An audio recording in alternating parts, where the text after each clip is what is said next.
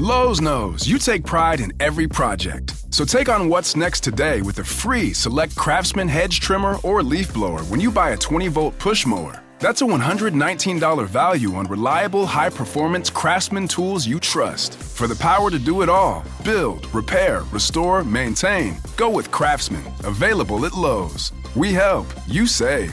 Valid through 5/21 while supplies last. Selection varies by location. Going to the gym can be discouraging, especially if you're putting in the work but barely seeing changes. But with Tonal, you can actually see your progress with every workout. Tonal provides the convenience of a full gym and the expertise of a personal trainer anytime at home with one sleek system. Designed to reduce your mental load, Tonal is the ultimate strength training system, helping you focus less on workout planning and more on getting results. No more second-guessing your technique. Tonal gives you real-time coaching cues to dial in your form and help you lift safely and effectively. After a quick assessment, Tonal sets the optimal weight for every move and adjusts in 1-pound increments as you get stronger, so you're always challenged. Tonal lets you choose from a variety of expert-led workouts, from strength to aero hit to yoga and mobility to keep you coming back for more. For a limited time, go to Tonal.com to get $500 off your Tonal purchase, plus a free 4-year warranty. That's Tonal.com for $500 off, plus a free 4-year warranty. Tonal.com. Tough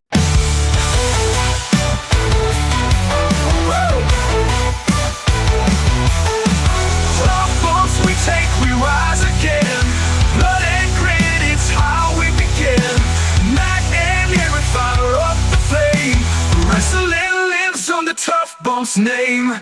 Hey everybody, welcome to episode 4 of the Tough Bumps podcast. I am Matt Connerton, and joining me all the way from Iowa is the great Eric Pilcher. Hello, Eric. Hello. Cedar Rapids, home of 1996's Sold Out. That's right. 1997 Sold Out. That's and right. The first and only Ms. NWO. Oh my goodness, yes. Yes. Well, so before we go any further, of course, we should mention we are making streaming history right now. This is a historic moment because this is the first time we have gone live. We're actually live right now streaming the show. And of course, most people will, because we didn't announce it, we didn't promote it. It was a completely spontaneous decision to do the show live, to do a live stream of the show as we're recording it, of course. So, most people they'll just hear the recorded podcast that we distribute after we do the show. But if you are fortunate enough to happen to be on social media on a Saturday afternoon and you see this and you happen to be joining us live, welcome. So we have not done this before. I didn't even tell Jenny we were going to do this, completely spontaneous. So she might see this on her social media feed and go, wait, what? She's right in the next room. So that'll be funny. But welcome everybody. I'm also trying to figure out, because we are doing this live, I'm trying to see where the chat room is for anyone who decides to chime in on the chat, but I'm having difficulty locating it at the moment, but I'm probably not even going to worry about it. Maybe something will appear if someone does enter a chat room and decides to interact. Yeah, I hope there's interaction, because otherwise we're just talking. We're two old men yelling at the sky, essentially. Well, that's what we do anyway. I mean, right? Oh, wait a minute, chat. I see the button. Hey, now we're cooking. There we go. Okay, so if anyone watching the stream wants to chime in, you go right on ahead and feel free. But other than that, we're just going to do the show like we usually do, but kind of have fun to have a live stream. And of course, Eric, I really like the championship belts that you have hanging up behind you. For those who are watching the video, and we'll put the video up on YouTube too. And I also really like the I don't quite know what the jacket is that you're wearing. I'm trying to figure it out, but it's very colorful. It's a Bret the Hitman Hart hoodie from WWE Shop. Oh, very nice. Made famous by Kevin Owens at the Royal Rumble. I have seen Kevin Owens. Yeah, I've seen him wearing that. At the Royal Rumble this year, he wore it, and I saw it that night, and I said, I have to own that. Oh, yes. So yeah, Bret didn't share it on any of his social media channels. Kevin Owens is the reason I bought this. And just Bret Hart being my favorite wrestler of all time. Yeah. I'm like, I gotta own this. And of course, for those who don't know, we do every week on the show, we do choose a subject, a major subject to focus on. That is the main event. Of course, we also do some news stories leading up to that. We usually pick a few. I think this week we're only doing one news story because it's, it's a big one involving the death of Sabu or Sabu. Is it Sabu or Sabu? I keep hearing it pronounced both ways. Sabu. Sabu. I mean, I'm tempted to say potato, but I don't want to seem disrespectful. So I will honor the pronunciation that you have designated as being correct, Sabu. Yes. And of course, we did cover that last week, but there's new news in that, and the passing of Terry Brunk. Am I saying his last name correctly? Terrence Brunk. Yes. And at the age of 60, which is not that old for a wrestler to pass away, unfortunately. But it is young to certainly too young. And so we talked a lot about that. I learned a lot from you last week on the show. Actually, I learned a lot from you about his career because, as you know, I was not necessarily a fan. Certainly sad that he passed, but I just never really saw many of his matches. But I did learn a lot about him from you. Yeah, go ahead. He really, again, I'm not going to rehash everything that was said last week, but he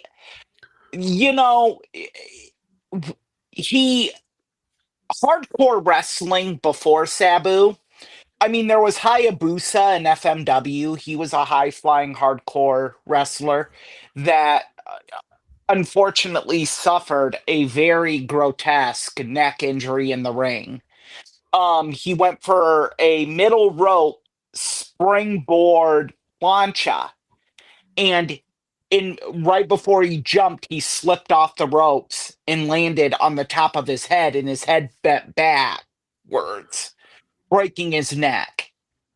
Jesus. Yeah, just very unfortunate. But other than Hayabusa, in the sense of internationally, Sabu brought high flying hardcore to the United States.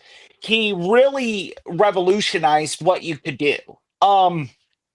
Before Sabu, and if I'm wrong, people can correct me. Before Sabu, it really was hardcore was really just kind of Dusty Rhodes, Kevin Sullivan, Dick Slater. They were just brawls and blood and guts. They didn't have the high flying element. Sabu brought that to the States and really made it cool and revolutionary what you could do with tables and chairs and such. I actually had I had myself on Monday a Sabu marathon where I watched just many of his matches on Monday.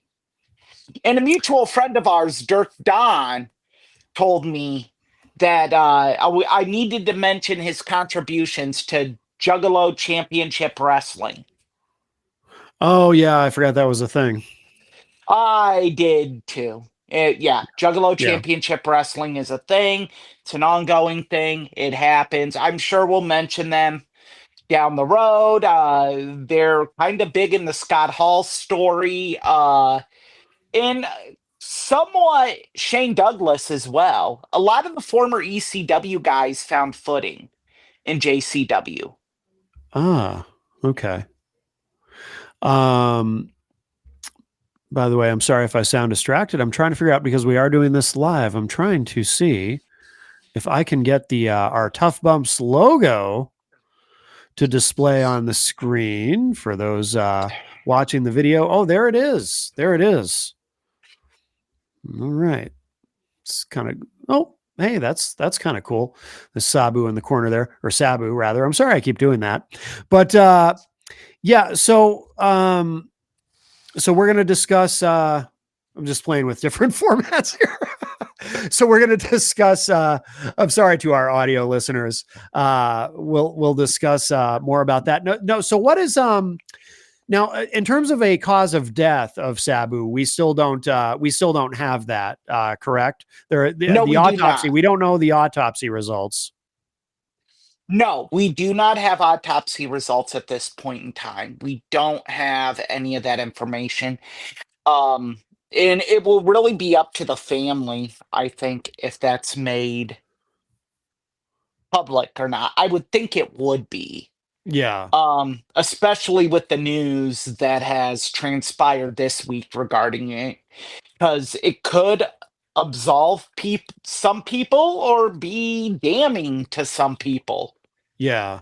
So what is well, let's talk about that. Let's get into it. So what's the news? What has transpired this week in the aftermath of the passing of Sabu?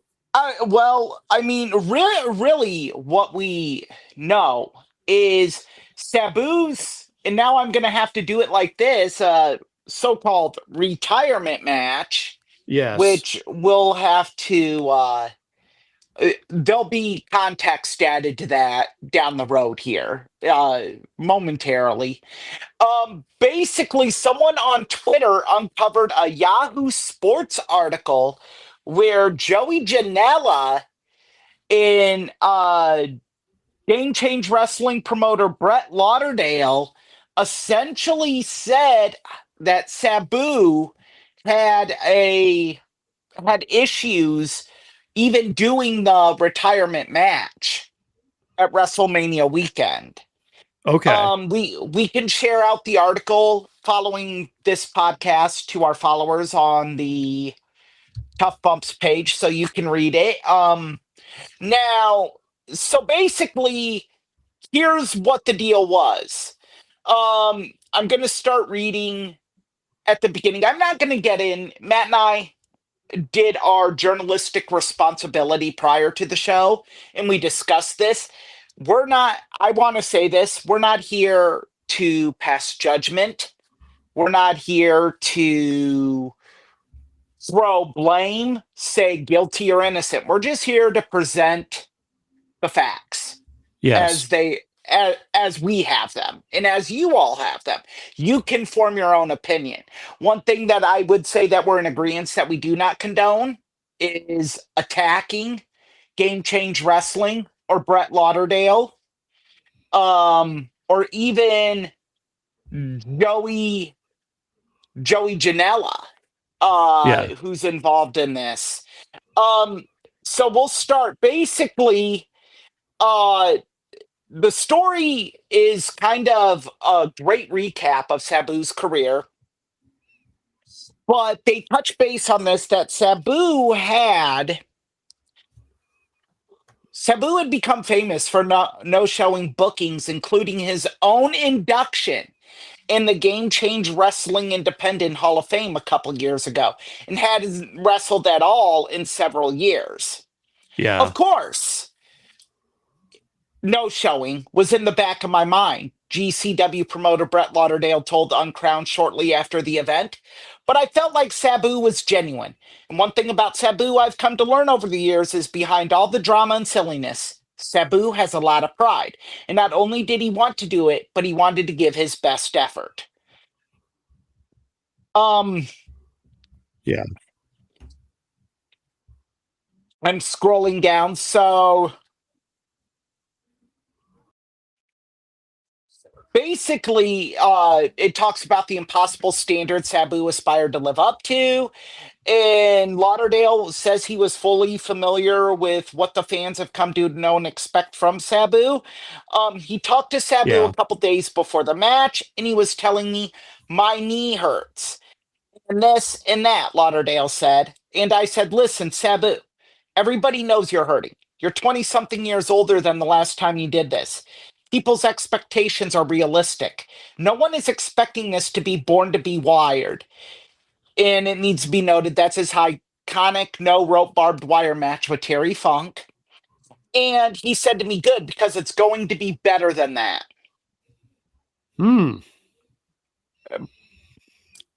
Now we go to Joey Oh, Janela, his opponent that night, and we were mistaken last week. Sabu did pin Janela, not the other way around. okay. So Sabu did Sabu go did. over. Okay. Sabu did go over. Okay. We alluded to that he didn't, but that was wrong. I was Okay. fairly confident that he was fine. Sabu's opponent, Joey Janela, told Uncrowned. I was kept in contact with him and his team, and he has a team of people around him. Guys, this time, they were all saying he was ready to go, that he was going to the gym, that he was on a training program. I believe that till the day of the show, 2 hours before I get a call. Sabu can't walk. What do you mean Sabu can't walk? They said, yeah, Sabu, something with his knee. They're locked up. He can't walk. And his feet are bleeding. He's not coming. Sabu's not coming, I said. Sabu's asked.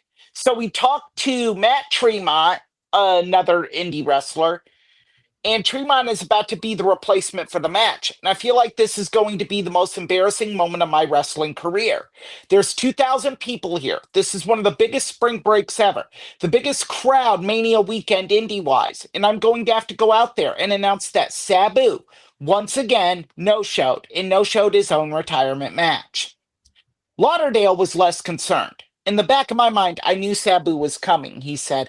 I never once worried. If we didn't hear from Sabu, then I would be worried. But the fact that he was communicating, I knew he was coming. We are an hour into the show, and I said, just get Sabu here, Janela continued. So they gave him something called Kratom.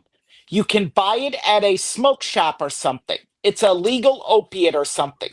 They said he's hopping on the bed. He's hopping off the bed. We're going to get him to the show. So he shows up 2 hours into the show. And I think this is an important part. Mhm. Sabu was on a different effing planet. Everyone in backstage was like, what the F is this? What the F is this match going to happen? And my God, did it happen. Moments into the match, this is another key part here. Okay. Sabu went for a signature air Sabu dive off a chair, missed Janela, and went chest first into the barbed wire strands, with his head landing and sticking in a giant crate of barbed wire.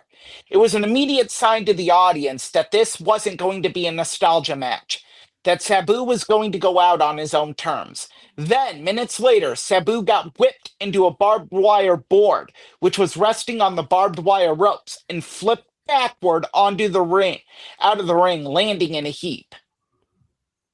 He was definitely out cold.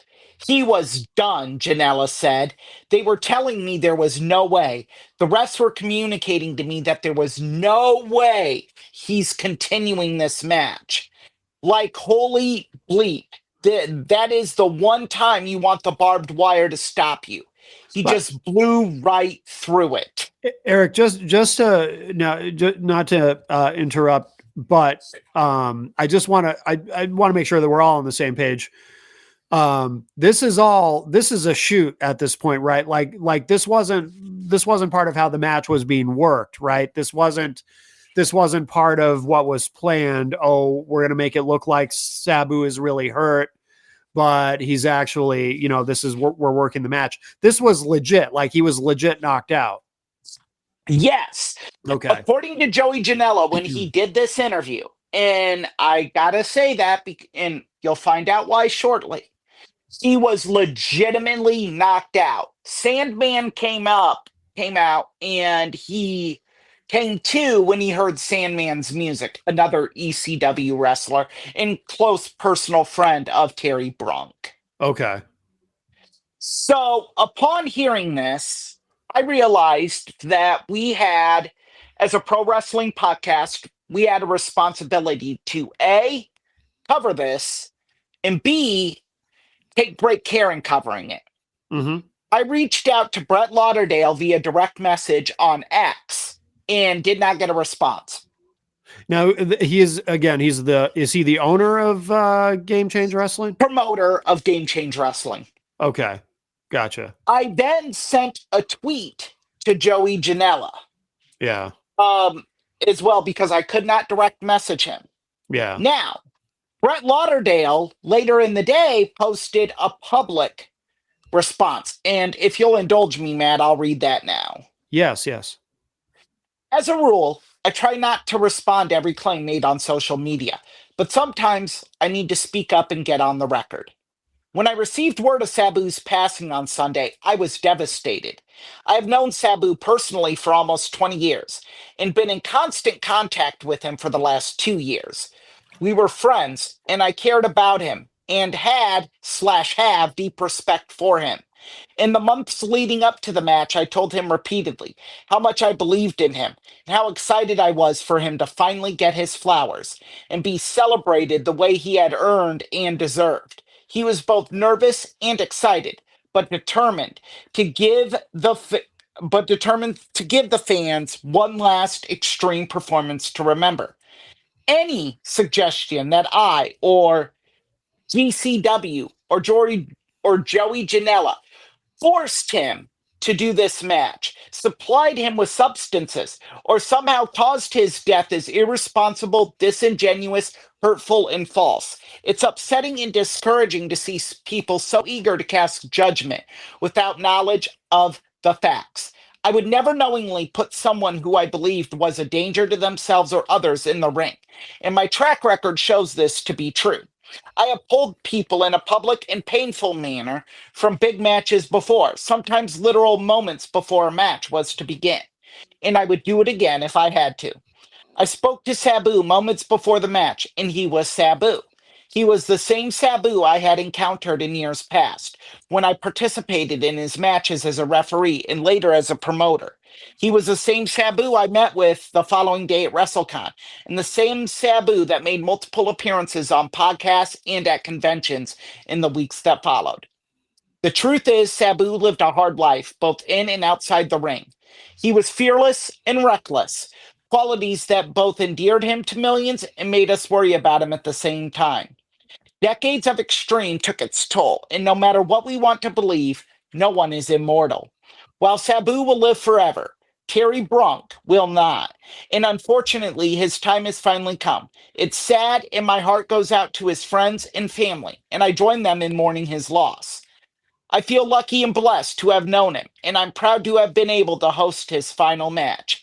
Sabu was a legend, and his impact in our world was immeasurable. He will never be forgotten. Well, it's a good statement. Yes, Joey Janela followed later in the day with this. I'm truly devastated over this, and this whole deal has really affected me. Kratom is something Sabu took daily for years. It helped him get off other substances. Sabu loved his weed and kratom. His body was wrecked doing what he loved for 40 years. I did an interview for that article 2 days after the match, not knowing what would transpire. Weeks later, and I said he was knocked out after that spot, when despite being a rough deal, he was not that. I was just trying to add to the lore and unpredictability of Sabu. I love Sabu, and he was legitimately my idol growing up and my friend. I just wanted to give him and the fans one last great Sabu spectacle. I'm sorry for lashing out at you, but your tweet caused a snowball effect that has many people saying I was in part responsible for my friend's death. Sabu was fine after, the day after, signed at WrestleCon, and has been doing many appearances since. I don't know what the cause of death. I don't know what the cause of death. All I can say is I wouldn't change a thing, and happy he went out on top. Okay. And And then, Janela, go yeah, ahead, go ahead. Matt. No, You go I ahead. well, because I think my question I was about to ask you, I think relates to where you were headed. And then Joey Janela posted something that said, "Been called the murderer 1,000 times in the last 24 hours. This is what this is what I was going to ask you about. Yeah. If there's a heaven, Sabu is laughing his ass off at me." I Yeah. responded to it. Would really like the opportunity to let your side of the story be known on my podcast, sir. Janela Baby responded, LOL. Well, that's just rude. It's par for the course with him, I think. Look, in today, I saw someone showed Joey an interview where the guy being interviewed stood up for him. Hmm. And he said, "Oh, I've only ran into this person a handful of times and we haven't had any meaningful conversation. I'm glad he stood up for me." Here's the deal, and this is between Mr. Janella and myself. And I'm going to try to choose my words very carefully. Okay. A man passed away. It is not our job as journalists to show you any form of sympathy, Mr. Janella. It is not our job to show you compassion or stand up for you, as you so eloquently put it. It is our job to tell the facts that have been presented and give you an opportunity to respond, which I did on not one occasion, but two occasions. We're freezing The up here. first time you ignored me. The second time you did the social media equivalent of laughing in my face. If you are looking for someone to stand up for you, I only stand up for those people that I know personally, or that it's just so outlandish and so out of bounds that something needs to be said. So that's my take on it. Here on Tough Bumps, myself and Matt, we're not going to stand up for you because we don't know all the facts. And to do so would be greatly irresponsible to our listeners and followers. That's Yeah. my statement on it. I also, I don't really know much of anything about. I'll tell you the extent of my knowledge of Joey Janela. I'd never even heard of the guy until, obviously he was in AEW for a bit, and then, there was that thing about when he and Enzo Amore, whatever he calls himself now, encountered each other at a show. Was it Enzo. Coachella or something? And they almost got into a fight, but it really wasn't much of a. It really wasn't a fight. Like they never actually connected. But that was like the first time I'd ever even really heard of Joey Janela was because of that. Yeah. I know nothing of the guy. Sorry, I had to take off my hoodie. It's a little stuffy. Yeah, no worries. Yeah, and look, I don't in both the wrestling business and journalism. I don't believe in going quote unquote charred earth on someone because you never know. You might need them as a source down the road, or Sure. you might have to do business with them down the road. Yeah, it's just dumb and immature, and don't do it. And so I'm not doing it with Mr. Janela here. I am stating that if what he was looking for was sympathy, I'm sorry, I don't see a reason for it. Kratom is very dangerous. I read on Mayo Clinic's website, it does cause irregular heartbeat. It does cause arrhythmia. It can cause other issues psychologically that could be a danger to yourself and to others. Yeah. Yeah, it's not something to fool around with. So now I will segue to the second part of this. Yeah. Brett Lauderdale, actually, from all I know, is an upstanding citizen in the world of professional wrestling. He has given Nick Gage multiple opportunities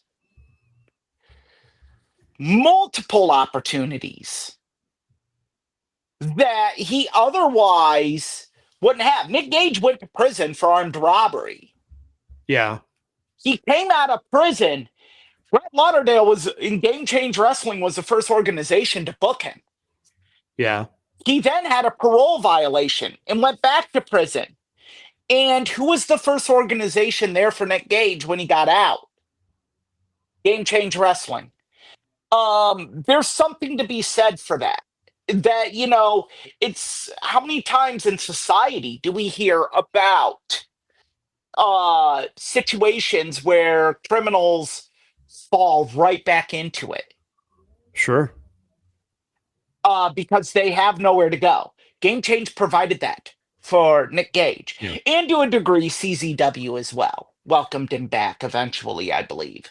If anyone wants more information on that, the Dark Side of the Ring episode on Nick Gage gives the story. It's on Hulu. Feel free to watch it and enjoy. It's disturbing by all accounts, but nonetheless,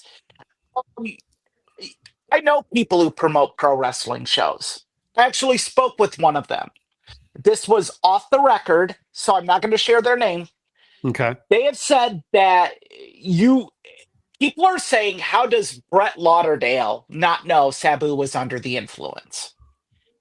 As a promoter, you have so many irons in the fire on show day. Yes. Brett Lauderdale was more than likely saying that he's here, great. I got a match to prepare for. I got cues to get ready for. I got a live stream I'm working on. I got all these other things I have going on. I got to get up-to-date numbers so I know payouts and everything. There's Yeah. a lot going on. I got to get the boys paid and the ladies. Right. So there have been instances where guys have went out under the influence, and it's because you don't catch them. Yeah. You don't. You can't necessarily know. Yeah. You can't know what they're doing. You can't know. Obviously, if somebody's stumbling around drunk or something, you're going to notice. But if somebody is under the influence of kratom or some sort of a prescription that they're abusing or whatever it is, because painkillers, we know that's a big problem in professional wrestling, understandably so. There are a lot of things that one could be under the influence of that are just not obvious by simply looking at them. Right. And, there have been instances, well-publicized instances, where these things have happened. Jeff Hardy against Sting in TNA Wrestling. Yeah. Bruce Pritchard has talked about it, as has Eric Bischoff. Yeah. Bruce said he didn't realize it till he was in Gorilla, I believed. And at that point, it was his music playing. And our listeners on this live stream might say that's what I'm about to say is completely ridiculous. And no, it's not. And I'll explain why. Once the music hits, you got to get them out there. Sure. There's no turning back. Imagine if Lars Ulrich of Metallica was messed up and Ecstasy of Gold is playing. Mm-hmm. You're not going to have James Hetfield go out there and cancel the show. You're Yeah. going to try your damnedest to get through it. How many times did Axl Rose take the stage messed up with Guns N' Roses? Now, in Yeah. fairness, though, it is a false equivalence, because in professional wrestling, and because I fundamentally agree. Obviously, a promoter can't know just by looking at somebody. So I don't want to blame the promoter. However, having said that, in professional wrestling, unlike it's different for a couple reasons. One is you expect musicians to be abusing themselves with substances because it's so common. But it's also there's another huge difference. So, and a very important one is in professional wrestling, there's a safety issue, right? You don't want to go out there with somebody who's messed up on something. Like, for example, in the Sting versus Jeff Hardy, they're lucky Sting just didn't say, screw this, I'm out of here, and just walk out of the ring as soon as he saw the condition that Jeff came out in, because somebody could be messed up and accidentally kill somebody. If a musician walks out on stage and they're under the influence of something, well, you might get a shitty performance or whatever, but in professional wrestling, if you have somebody in the ring who's messed up on something, you might end up with they might accidentally kill their opponent or something. It's there is so I don't want to blame the promoter, but we also can't gloss over the fact that it does matter a lot, the condition that all participants in a match that they're in. We want them, we need them to be clear-headed and not under the influence of anything when they have to perform and do something that is really very, very dangerous. And my goal in comparing the two, and you're 100% right, Matt, is just the show must go on element.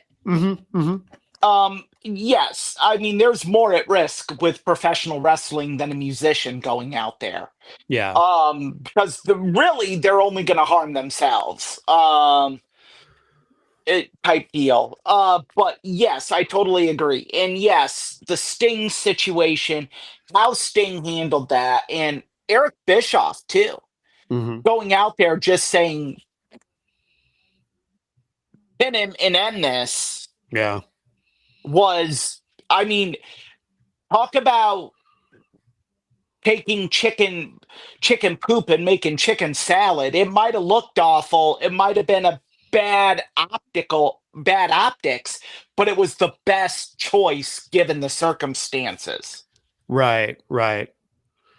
No, I agree. So yeah, to blame Brett Lauderdale it's wrong, in my opinion. I mean, unless there's something explicitly out there that we don't know yet. Like, did Brett give him the kratom? I mean, there's a promoter out there known as Ian Rotten who admitted on a podcast to giving a drug addict pain pills for payment for wrestling on a King of the Deathmatch show. And that young man died a short time after due to a drug overdose. I didn't even know about that. His name is JC Bailey. Was that recent or was that a while ago? That was a while ago. I mean, thank God Ian Rotten. Wow. Ian Rotten doesn't promote shows anymore. He is a herpy on the world of professional wrestling. And if anyone wants to challenge me on that, direct message me. We can have a discussion. And maybe if you want to defend Ian Rotten, you can send me the $150 Ian owes me for buying DVDs. For buying DVDs during a IWA Mid-South going out of business sale and paying him PayPal friends and family. Okay. So maybe you can get that to me if you're going to defend him. Did you ever file a claim with PayPal? Yeah, but because it was friends and family. Yeah. Oh. You're SOL. Yeah, pretty much. Another, since you got me talking about it, another great Ian Rotten trick. And other promoters have done this. This isn't just subject to Ian Rotten. Indie promoters have done this. He'd have big names booked on his show. The rule of thumb is that any wrestling match, you can only get refunded after you have to leave after the first match. So Ian would come out after the second match or at intermission and make an announcement that, catastrophic turn of events, so-and-so had travel issues and they didn't make the show, or they had a family emergency. Okay, we've sat here through your mud show, flea market, horse shit, hardcore wrestling, and the guy we paid to see ain't gonna be here. Yeah. He did it for guys like CM Punk, AJ Styles, Samoa Joe, and it came down to he owed them money. And they're like, we're not gonna show till you pay it. Yeah. So yeah, just a scumbag promoter. And there are many in the annals of pro wrestling history. Oh He yes. is one of the biggest ones I have encountered on the indie scene. Guy worked the gimmick table, and while he worked the gimmick table, I was there for this. His scarred head busted open. We should explain Okay. that for people who don't know what I know what you mean, but for people who don't know what you mean. Well, when wrestlers bleed, newsflash, people, it isn't a blood pellet. They Right. blade. They cut their head. Yeah. And over time, if you do it enough, you get a lot of scar tissue. That's very beneficial because you can do something as little as slide your fingernail over it and it breaks open. Ric Flair has done that on television. I remember seeing him do that where he just Hitting. punched himself in the forehead and he started bleeding. Yeah. Yep. It happens to MMA fighters if they have a cut that broke open consistently enough. Yeah. It happens. Now, Egan at this NWA No Limit show is moving merch, talking. He gets up and he stands up, and it was a very hot day at the Masonic Temple where this was held at. He stands up and immediately just blood starts gushing from his head. Just spontaneously, wow. He had taken a paper towel and wiped his head, and a gig mark had just busted open all over the gimmick table. Oh my God. All over the shirts and DVDs he was trying to move. Wow. So the merch he was trying to sell, did that increase the value of it because it had his actual blood on it? I would think it would. I stayed away from the merch table after that. I mean, there's concerns about hepatitis and whatnot. I understand. Which he is rumored to have. Well, oh, great. So, yeah. Whether he has it or not, I don't know. He says he doesn't. Yeah. But nonetheless. But if you're a fan, like if you're a true fan, you want some of that blood. No, that is not true fandom, Matt. That is like sociopathic stalkerdom. That what is. I'm saying. Hey, let's not forget, fan is short for fanatic. And if you're a true fanatic for him, you want some of that blood. Maybe you want some of that Hep C. I don't know. Oh, man.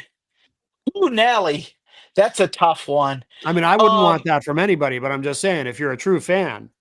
That was the joke, though, at the show, is Ian probably soaked it up with 8x10s and jacked the price up by $20. Yeah.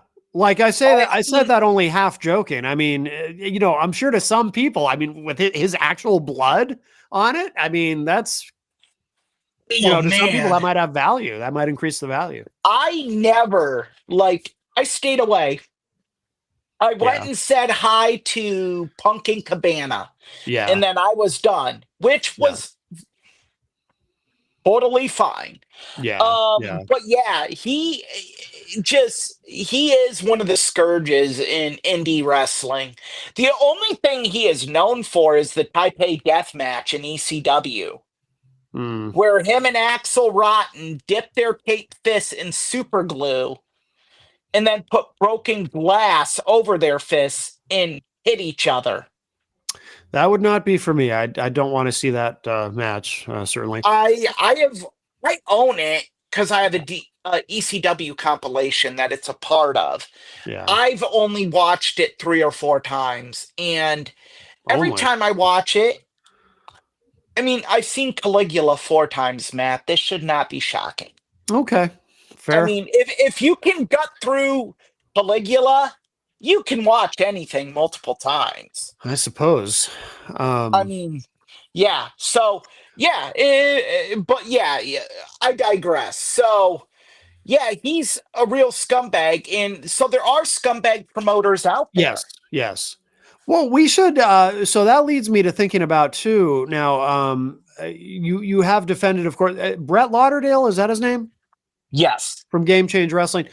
But there is an element of this where he may have done something. There may have been. Unscrupulous? Yes. Oh my goodness! By the way, I have to say hi to Melanie La Liberté in the chat room. Says, "What the hell are these shenanigans?" You know, Melanie, a huge wrestling fan. Very much so. Yes. I have heard that Melanie was a charter subscriber to the WWE Network. I have She no doubt. She paid for a year membership to that when it first started. They don't get much wrestling in Vermont, so probably yes. She says, yeah. She says, "Ooh, wrestling, sweet baby Jesus." That's right. Hey, you know what? He loves it too. Yes, he has many wrestlers in heaven with him. Yes. Also, Eric Street, by the way, another familiar name, of course. Eric, a fan of Matt Connerton Unleashed and a big supporter of WMNH, says, "Have you guys ever met in person?" And no, we have not. We have not. No. Someday, absolutely. But it's shocking with how well we work together. That we haven't. Absolutely. Oh, I want to say hello to, I'm not going to say his name on the air, but another friend of mine in the chat room who says, "Hi, my wise man, Matt C." So a certain individual who likes to call himself Roman Reigns and calls me his wise man. Very nice. Are you gonna punch him in the testicular region and dig your fist in there? I shall not do that to anyone ever, actually. And by the way, Melanie also says, "I do love sweaty men in spandex rolling on the ground together," as do we, Melanie. That is why professional wrestling is such a passion for us. But we did.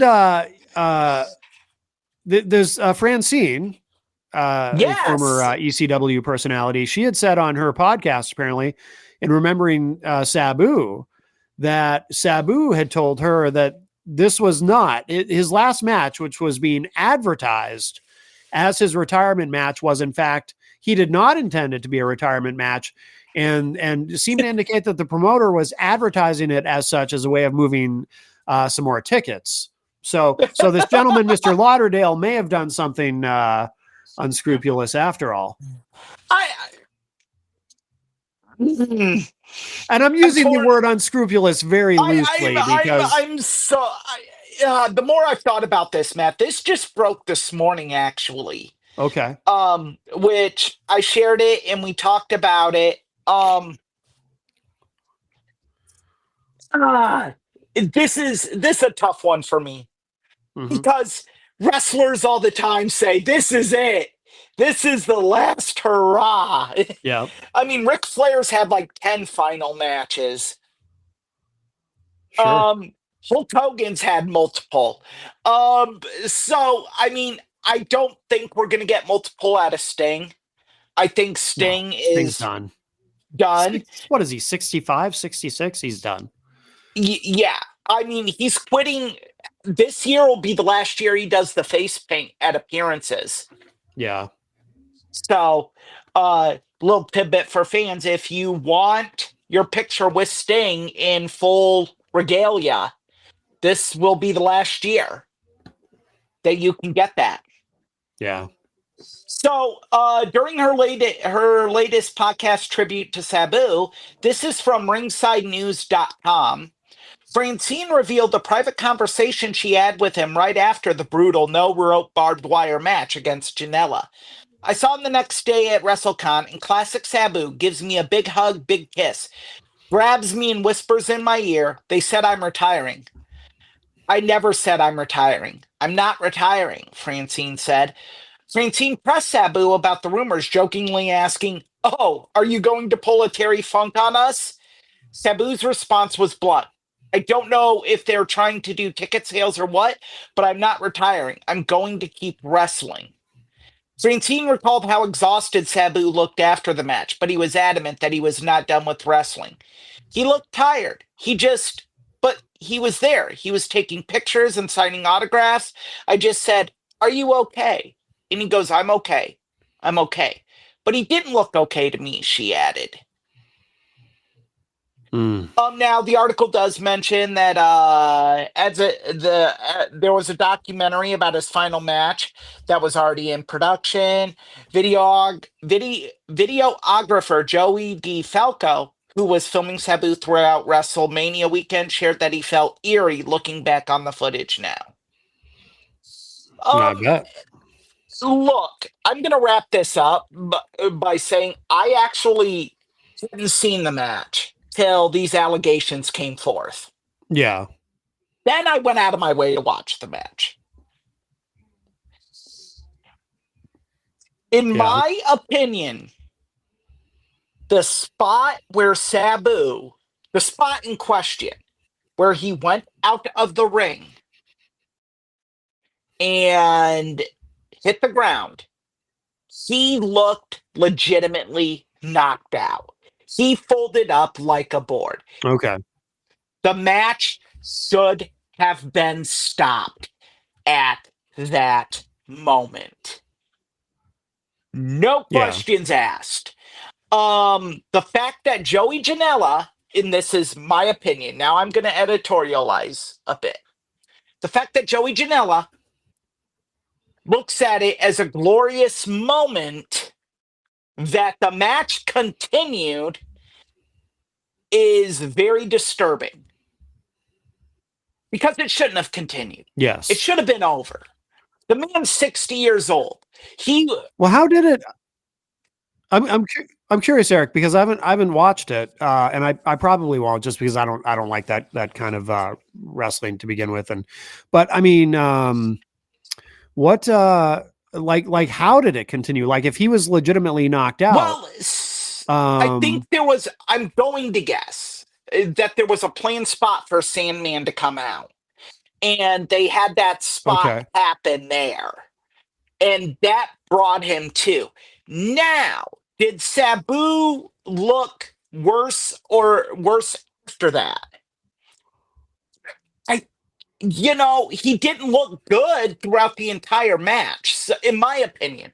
So what are we basing? Yeah. What are we basing this off of?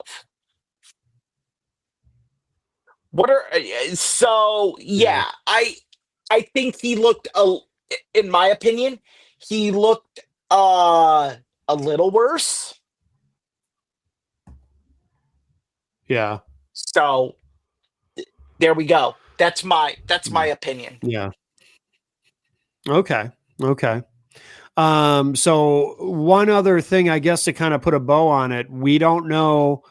We don't have an autopsy report yet. So once we have that, we'll kind of have a better idea, right, of whether Kratom was responsible. I mean, it's possible that we might never know for sure, right. But even the autopsy report will only give us evidence of what may have gone wrong, but will not be definitive in that sense. But it'll give us a better idea. Interesting is Jenny brought this up. I didn't even think of this until Jenny mentioned it in a conversation we had prior to the show.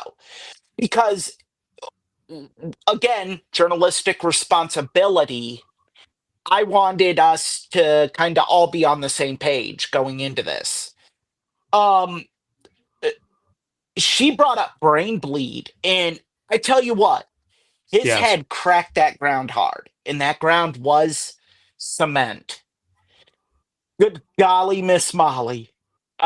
If it's brain bleed, my heart does go out to Sabu's friends and family, but my heart also goes out to Game Change Wrestling, because that could be such a detriment to an indie promotion.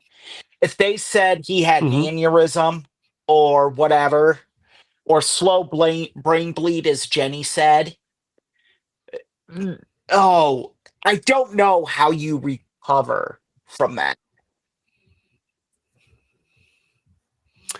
I don't know. I mean, it's the professional wrestling business. I don't know that. I mean, I don't know. I feel like a lot of things get forgotten. I think people have short memories for some things. I think not for everything, but for some things. You know what I mean? Had this controversy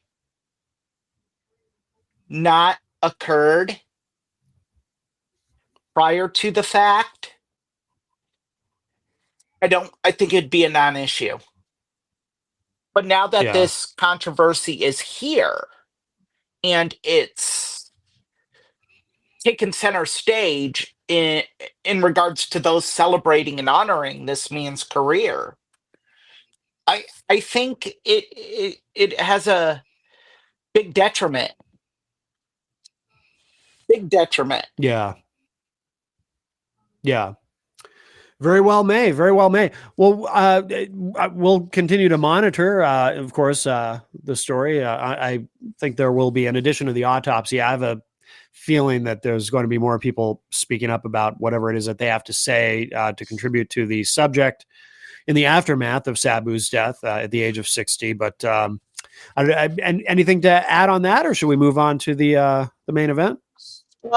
No, just I want to make one request to our listeners out Yes, there. yes. Oh yeah, I will share that out too. But Well, yeah, go that ahead. too. We do have a link to the GoFundMe page for Sabu's funeral. I'm going to editorialize here again.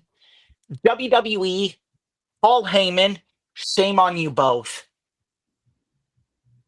There shouldn't be a GoFundMe page for this man. You all should be footing the bill. What Sabu did for ECW, Paul Heyman should be contributing. Paul Heyman should be paying for the funeral. He certainly has the money to do so. Well, in fairness, though, Eric, we don't know that he's not contributing. Right. Okay. That is fair. But Yeah. I'm saying the fact that there's a GoFundMe page is disgusting.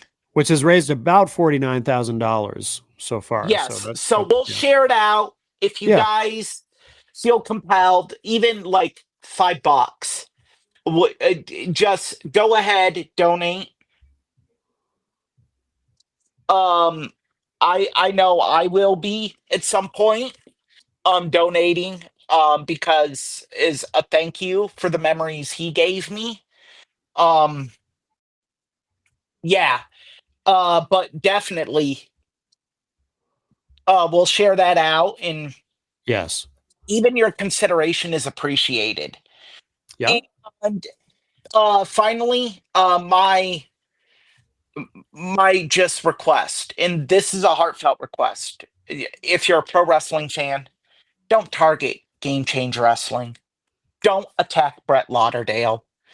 There are things that fall by the wayside that promoters don't always catch, don't always know till after the fact.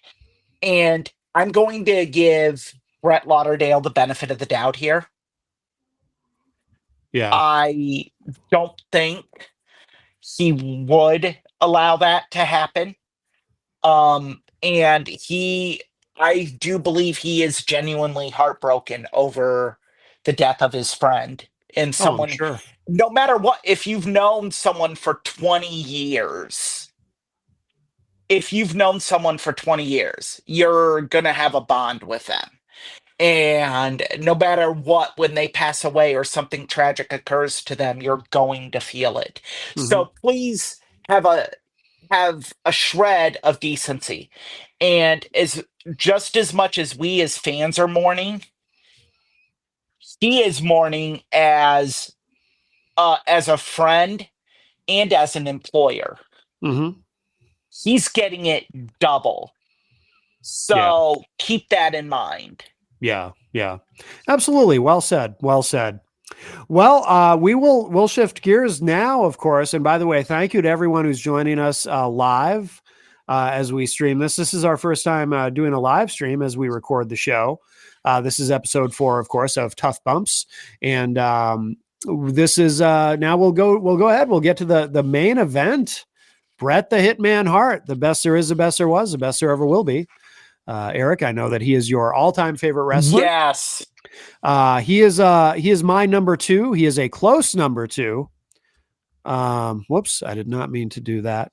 Sorry, I'm still getting smooth with the the transitions here on the live stream. But yeah, he's my number 2. He my all-time favorite is Bret the Hitman Hart. Bret is my number 1, but I mean, I'm sorry, Macho Man Randy Savage. I'm trying to do too many things at once. Macho Man Randy Savage is my all-time favorite, but Bret is a very close number 2. Love Bret Hart. You could have done the photo of Bret and I. You could have. Oh, I could have.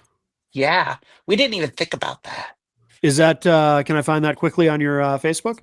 It's my profile pic, so you should be able to find it very quickly. Oh, cool. I will put that up. I will put that up. Yeah, that is definitely like, oh man, I thought meeting William Shatner was the end all be all for me. Like that Yeah. moment where if I died right now, I'd be cool. Bret Hart trumped that. Yeah. Yeah, it just, I mean, he really is. I mean, have you ever heard the explanation of why he is the best there is, the best there was, the best there ever will be? I just assumed it was a cool catchphrase. No, there's a story behind it. I did not know that. He says that because in his 20 plus year career, he never missed a house. He only missed one house show Okay. due to his own negligence, not due to injury, due to a travel issue. Okay. That was his fault. He never injured an opponent in the ring. That I knew. Yep. And he never, ever left before the end of the show. Oh, okay. He stayed till the very end. Okay. So that's why he calls himself that. Oh, okay. That makes sense. Yes. Yeah, he really is. Like, to me, he was the first man that made pro wrestling believable. Yeah.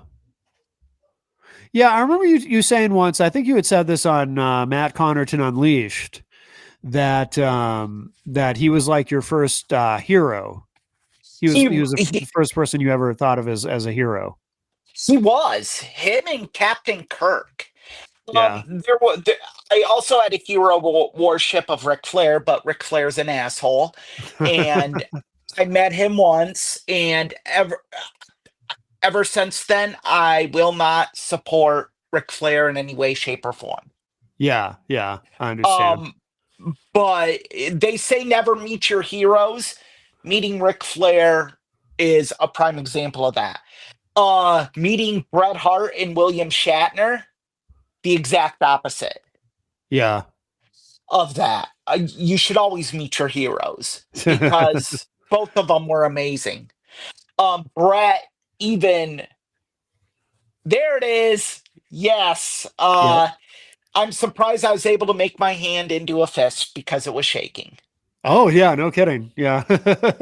Like, and that is actually my Winged Eagle belt, the one right here that Yeah. he's holding. Yeah. And he signed it. So I can tell you that for me becoming a fan, and I've never met Bret, but for me becoming a fan, I was a big fan. Well, when I first started watching wrestling, the Hart Foundation was there at that time, the WWF. So I was a fan. I became a fan quickly. I just thought they were so cool. And I really enjoyed their matches. But I also, the thing that I remember really vividly was, and I became an even bigger fan of Bret Hart when, during his solo career, and he winning the Intercontinental title from Mr. Perfect at SummerSlam and everything that followed from that. And I really, he quickly became one of my favorites. But I have a very specific memory of how shocked I was. I was truly shocked when he won the world title from Ric Flair, because when that happened, that wasn't at a pay-per-view or anything. It wasn't even at a regular television taping. It was at a house show, but they did record it, obviously. it was It was Oh, a Coliseum Video exclusive. I was going to say that's where I finally saw it. The first time I finally saw it, I saw it on a Coliseum Video rental, and I was like, because back in those days, that's we didn't have YouTube yet and all this. So, Right. but I remember watching one of the syndicated shows, Channel 9, here in Manchester at that time. They would carry a show called Wrestling Challenge. And I remember turning on Wrestling Challenge and it opens with Mean Gene Okerlund at a live event. And he's like, I would now like to welcome at this time the new World Wrestling Federation champion. And for a second, as he's saying that, as he's saying that, in my mind, I'm thinking, Flair's had it for a little while now. They're still referring to him as the new champion. This is weird. I was confused for a half second, and then Brett's music hits and he comes out and I'm like, holy shit, what the hell is going on here? But I was really happy because I'd become such a fan and continued to be a fan. And I remember having conversations with friends about it. Like, I thought it was so cool after all those years of Hogan, because this is the thing. Not only was Bret Hart much more fun to watch in the ring because a far superior wrestler to Hulk Hogan and could put on really interesting matches, but I just thought, because people always talk about Hogan was this larger than life personality and Bret really wasn't. Bret, to me, though, I thought he had a ton of charisma as well as Hogan, just in a different kind of way, a different kind of charisma. And I always said, my exact words to one of my friends, I said, you know what? Bret Hart is cool in a way that Hogan never could be. This guy's just cool. He looks cool. He acts cool. He's got a vibe, and he is charismatic, and he's got a vibe. It's different than Hogan. Hogan's over the top and yelling and everything. Bret's a different kind of charisma, but he's cooler than Hogan ever was. That was how I felt. That sums it up, but I'll try to give my own spin. Yeah. What I liked about Bret is every Bret Hart match is different in its own way. Yeah. I've said it before on our short run here that you've seen one John Cena match, you've seen them all. And you can say that about a lot of wrestlers. Yeah. And certainly Hogan. Oh, God. Yeah. Oh, the first 8 years of WrestleMania. Oh, my goodness. Yeah. Oh, boy. Oh, boy. Were they. I mean, man. That's another topic for another day. Yeah. But what Bret did is Bret Hart had you believing in him when he walked out. You looked at Bret and he was never out of a match. Think about this. WrestleMania 9, he takes on Yokozuna. Mm-hmm. Takes on Yokozuna. And he shouldn't have any shot in this. But through the storytelling with his body, they tell this story. And you believed it when he locked in the sharpshooter. Yeah. You're like, oh man, he's going to get Yokozuna to tap out. And then Fuji with the salt. And then that whole shit show of Hogan coming in and that whole mess that I'm sure we'll touch base on that later in this episode. But even the big match he had before that at Royal Rumble against Razor Ramon. Mm-hmm. Razor is like 6'9". He towers over Bret, but you believed in Bret Hart. And that's something that's what makes a great wrestler, is that believability. Like in heel wrestlers too, you believe that they're really a horrible person. Mm-hmm. That you detest or you love to detest, as you've so eloquently said it. Yeah. And Bret had that. Even with the Hart Foundation. I mean, how could you not like these guys? You had the music, and I'm not going to do it justice, but I'm going to try. You had the bow, bow, bow, bow, bow, bow. And they came out in the big leather jackets, and you had the big badass powerhouse, the late Jim the Anvil Neidhart, and then you had the technician, the quick guy, the Bret the Hitman Hart, and they're wearing pink and they're wearing black, and you, and then the thing that drew me to Bret was the music Yeah. because it was just so awesome, and he always had the lighting to go with it. The Oh yeah. the pink strobe lights as he walked out, and the lights would hit those plastic mirrored shades just right, and just always walked in, and it was like watching James Dean walk into the to the soda bar, Yeah. or John Wayne getting ready to square up at the OK Corral, Right. uh, or getting ready to match up in the shoot us. There were times that you knew Bret Hart was like, the odds are stacked against me, but Hmm. I got this. And Yeah. that's that believability he had. Well, the thing is, so Brett, like I can't think of leaving out, not even counting it, his match against Vince, or the match he had where, what was it? What did he win? The U.S. title on that last weird Against run the where they brought him. Miz. Yeah, leaving those out of the equation, like Brett's actual wrestling career, like he's one of those people he couldn't.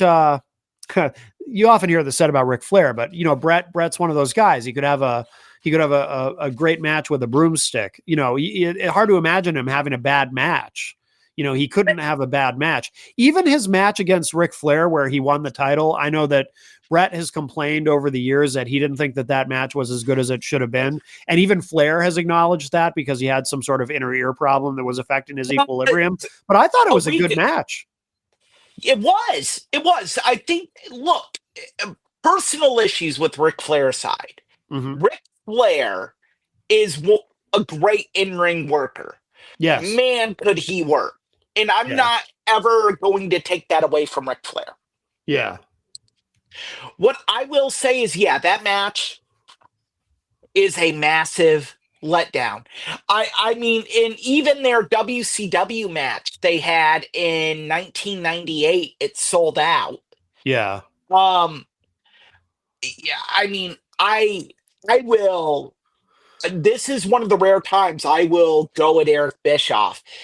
Going in and telling Bret the Hitman Hart and Ric Flair, you have 13 minutes, get it done. Mm-hmm.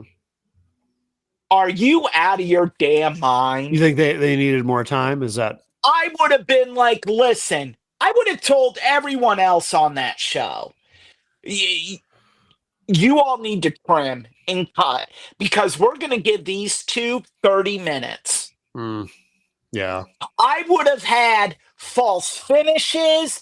I would have had pile drivers. I would have had Ric Flair's turnbuckle spot. I would have had Bret's getting whipped into the ropes chest first multiple times. I would have had those two go balls out. And if they would have done that, I believe Bret's WCW run could have been somewhat different because he did take, rightfully so, a great deal of time off following the death of Owen. Yeah. And that I'm not even gonna come at him for that because that's understandable. Yeah. But I think the run leading up to Owen's death would have been so much better. And Ric Flair would have benefited because Ric Flair was really getting shortchanged in WCW at that time. Yeah, so he could still go at that point. He really could. And I think like a lot of people just, and it's crap like that discounted Ric Flair in those late WCW days. Yeah. And to a degree, Bret. I mean, Bret had some high profile, but Vince McMahon said to Bret, and Bret has written this in his book, and he said it in many interviews. He said Eric Bischoff doesn't know how to book a Bret the Hitman Hart. Yeah. And as great as Eric Bischoff is, I think that's very true. And Yeah. Eric will argue that he was given a broken hitman, and I don't buy that. I don't think Bret Hart was as broken as Eric Bischoff believes he was after the Montreal screw job and then after Owen.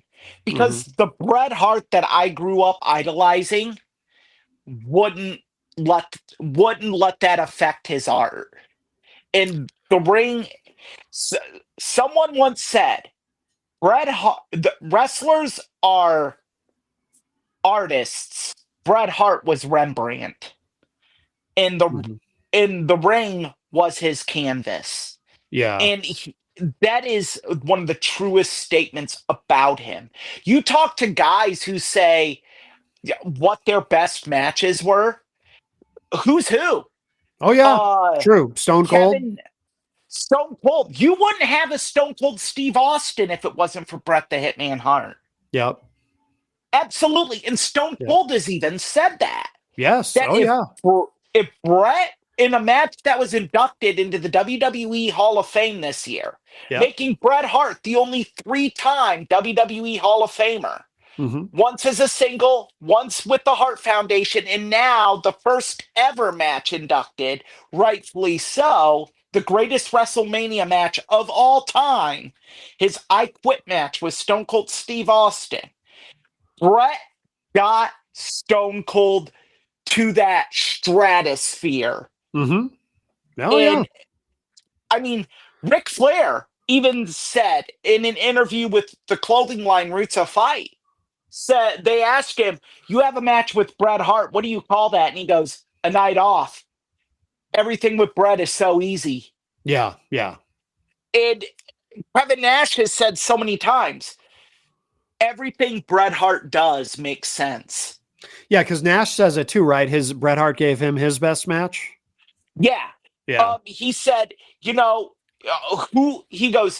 any other guy that's like 5'9", 6 foot comes to me and says, "I want to give you a backbreaker," I'm going to look at him and say, "You're out of your damn mind."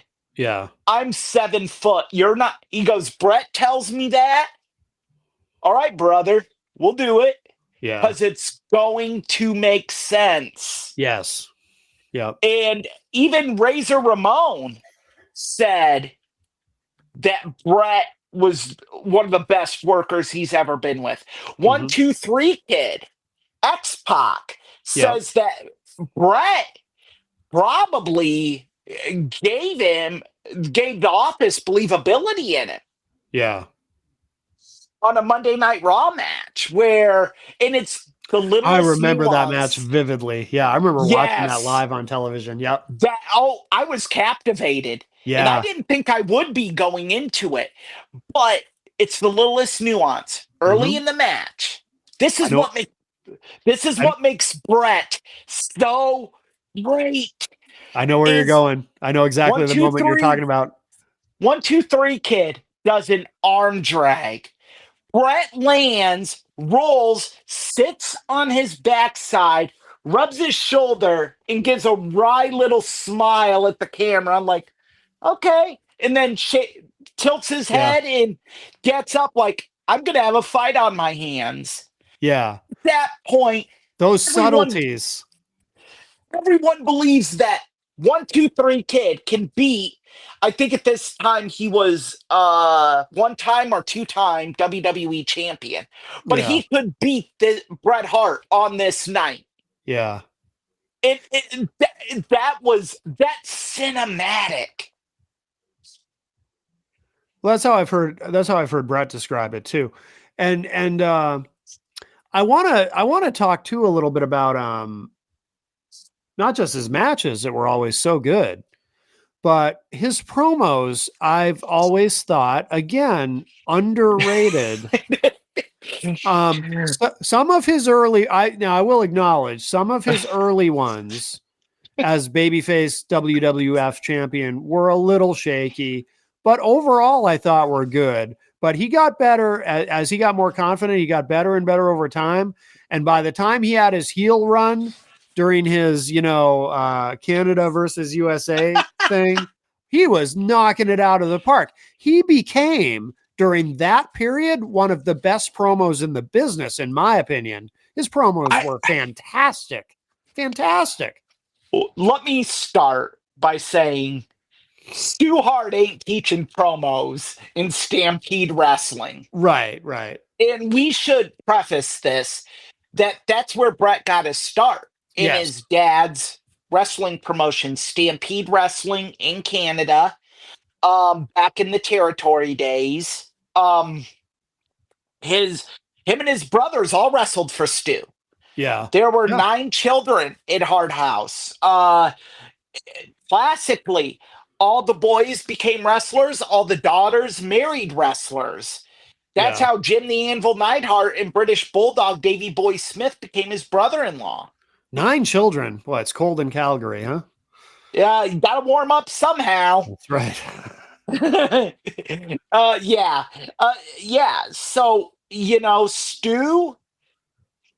Stu wasn't Fritz von Erich to his boys. But he didn't coddle them either. Right. You had to go through everything everyone else went through.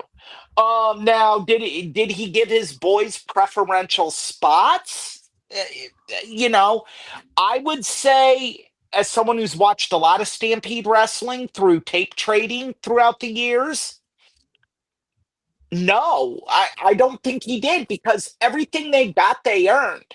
Yeah. Whereas, I've heard the argument a lot. Who's the better family, the Von Erichs or the Harts?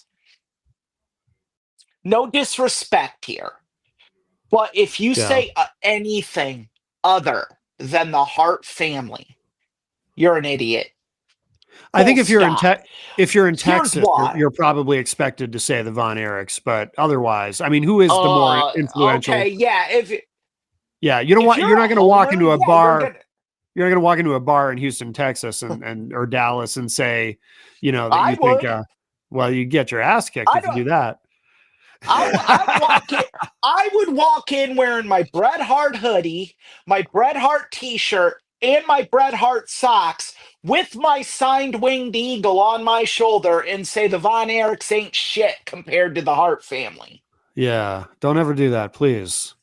I wouldn't care. But I have to find a new co-host. I'm sure you'd have people lining up. You're not getting out of there alive. Melanie La Liberty would probably sign up. That's true. Melanie would love to be a co-host on this show. She would. Yes. I firmly believe that. Yes. But yeah. No disrespect to the Von Erichs. No. Also very important family. Well, as as they say at the beginning of Cody's entrance, as wrestling has more than one royal family. Yeah, and I think the Harts are. I think if you just look at the accolades alone and the names that have come out of not just the Hart family, but Stampede Wrestling and the Hart family Dungeon, Chris Jericho trained there, Lance Storm trained there, Chris Benoit. I have trouble saying his name. Sure. In reverence, because of everything with that. Of course. Owen, Davey Boy, Anvil, Dynamite Kid, Brian Pillman. Just all these great guys that came from there, and and the sad thing is you could make the argument, God rest his soul, that Owen was better than Brett. Yeah. From a purely technical standpoint, he probably was a little bit better. And he could do some of the aerial stuff that Brett couldn't do. And that's what I was just going to say. Yeah. That would be an argument I would listen to. Like, people talk about best in-ring worker, and I hear Shawn Michaels brought up quite a bit, and you He's want magic. he's my number 3, by the way. My number 3 is actually really old school. Harley Race. Oh, no kidding. Yeah. Yep. We'll have to do a show about him sometime. You can teach me more about him. Oh, Harley. I mean, I know a lot about I him, but you know more I interesting I guy. I have I heard over 5 hours of Harley Race stories from the man himself on a car ride. So Yeah, we'll have to do a show about Harley Race. Yeah. he's man, probably the greatest tough guy professional wrestler. Mm, Legit tough guy. If yeah, you were no, to I believe ask that. me, if you were to ask me, Eric, you select 3 pro wrestlers in their prime to come with you in a bar fight, who would you take? Number 1, Harley Race. Yeah. No questions asked. Number 2, probably Minoru Suzuki. Yeah. 3, Meng. Oh yeah, Ming's a good choice. Um, But I but digress. yeah, you were saying though about Shawn Michaels, and I When derailed you, I those think. two got together, it was magic. And why Yes. it was magic, in my opinion, and God damn it, we were robbed.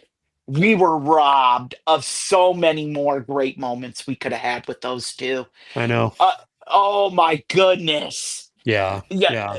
just it hurts me. It hurts my soul just talking about it. Yeah. Um, but why it worked, why it was so great, and I think Sean is his greatest rival. Even removing all the backstage drama, throw Hmm. that out. Sean Yeah. is his greatest rival because Sean was the showman. Hmm. Sean was the entertainer. Brett Yeah. was the workman. Brett was the guy that I would say Brett probably called all their matches. Hmm. And man, Sean has said that, hasn't he? Didn't Sean even say that in an John interview? I has think. said that a lot of the matches, Brett, they actually have said that they had 30 additional minutes of stuff from the Iron Man match Yeah. that they ran out of time. Yeah. Yeah. And it's like, wait.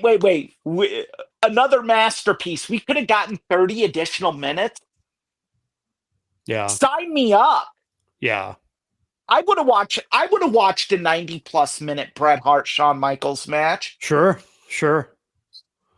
No questions asked. Yeah. Yeah. Absolutely. I mean, Absolutely. and that's another thing I remember is I remember when the Iron Man match was first announced. My friends and I are like, what are we going to do for 60 minutes? Yeah. How dare we doubt those two? I know. If anyone could pull that off, yeah. I remember it didn't. I remember watching it live on pay-per-view, and it didn't even. It didn't even feel like 60 minutes. Right. You're watching it, and you're not even paying attention to the little scoreboard they had in the lower right-hand corner. Yeah. BH and SM with the time ticking down. You're watching these two. Yep. And just, I remember the house I was watching it in was split, half Sean, half Brett. In those last, I think it was 45 seconds that Sean is in the sharpshooter. Yeah. Oh man, you would have thought that there was a murder. You have half of them yelling, no, no, no, no, no, and everyone like, oh yes, yes, Yeah. yes. Just Well, and that was in the days too, because you talk about the split crowd at that time. You didn't see often, you saw it, but you didn't see often babyface versus babyface in a WrestleMania main event. You usually saw babyface versus heel. Now, you see babyface and, all babyface and all heel matches all the time. But at that time, it was still fairly unusual. So you could have a split crowd like that. yes, you could. And I think that really kind of set the precedent the lines were starting to blur in Yeah. pro wrestling. Yes. That you didn't need to find baby faces. You didn't need to find heels. That the audience was smart enough to decide who they rooted for. Yeah. Yeah. And Um, I think that that's a credit again to Brett and Sean. yeah. I remember their match prior to that for the Intercontinental title, the year that they wrestled at Survivor Series, and I was very, very impressed with that. That was for the WWF title, actually. Oh, it was. Oh, it Yeah. was. I'm sorry. Yes. Yep. Sean Um, was Intercontinental Champion. Brett Oh, was that's right. WWF How could I? Champion. How could I forget that? Yes, of course. It was And title. It was title for title. Yeah. Yes, and you know what set that up? Again, I'm going to give Sean credit here. Brett's doing an interview on one of the 2 episodes of Saturday Night's Main Event on Fox. Mm-hmm. And he's talking, and Shawn Michaels, the Heartbreak Kid, comes in and just blows up his interview and goes, "You know who I just beat? Your brother-in-law, Davey Boy Smith, who beat you at SummerSlam."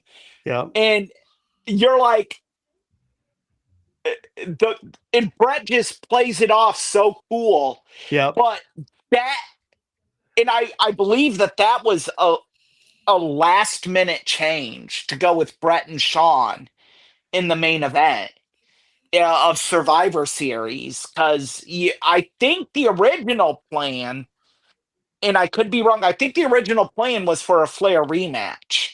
Oh, okay.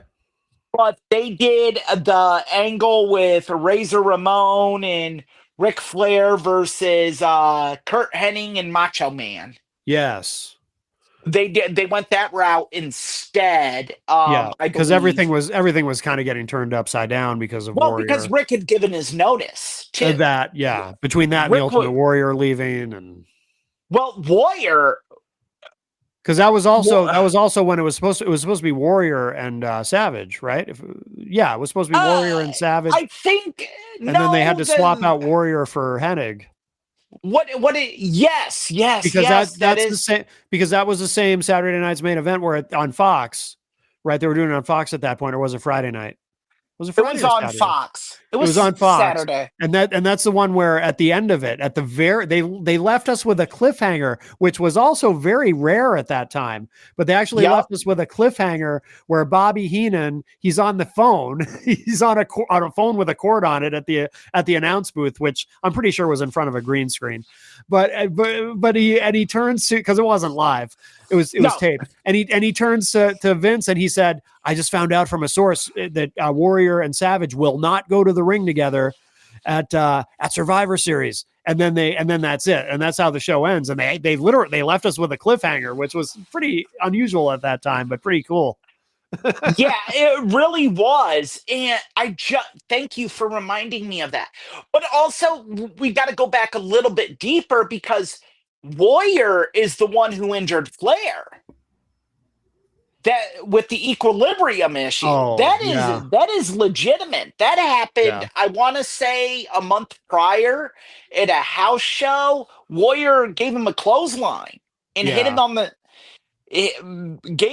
probably gave him a concussion, now knowing what we know about concussions and everything. So that is legitimate. I've read from multiple sources that Flair never trusted him again.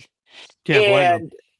No, and I've never seen the clothesline, but watching Warrior's matches, he was rough. Like, yeah. Absolutely. So yeah, I think having Brett and Sean do that, and they had the first ladder match in WWE history. Yep. Everyone says Sean and Razor had the first ladder match, and they had the first televised one, the first major event one. I was going to say, if you're a casual fan, it was the first. But Brett and Sean had the first one that was released on Coliseum Home Video. I think it was a European tour when they had it. Yeah, the And only reason I knew about it was because one of the Apter mags had an article about it, and I was like, "Oh, what is this? I never saw this on and TV." knowing what we know now, that the ladder match came from Stampede Wrestling. Yeah, Brett is the one who gave Vince the idea for it.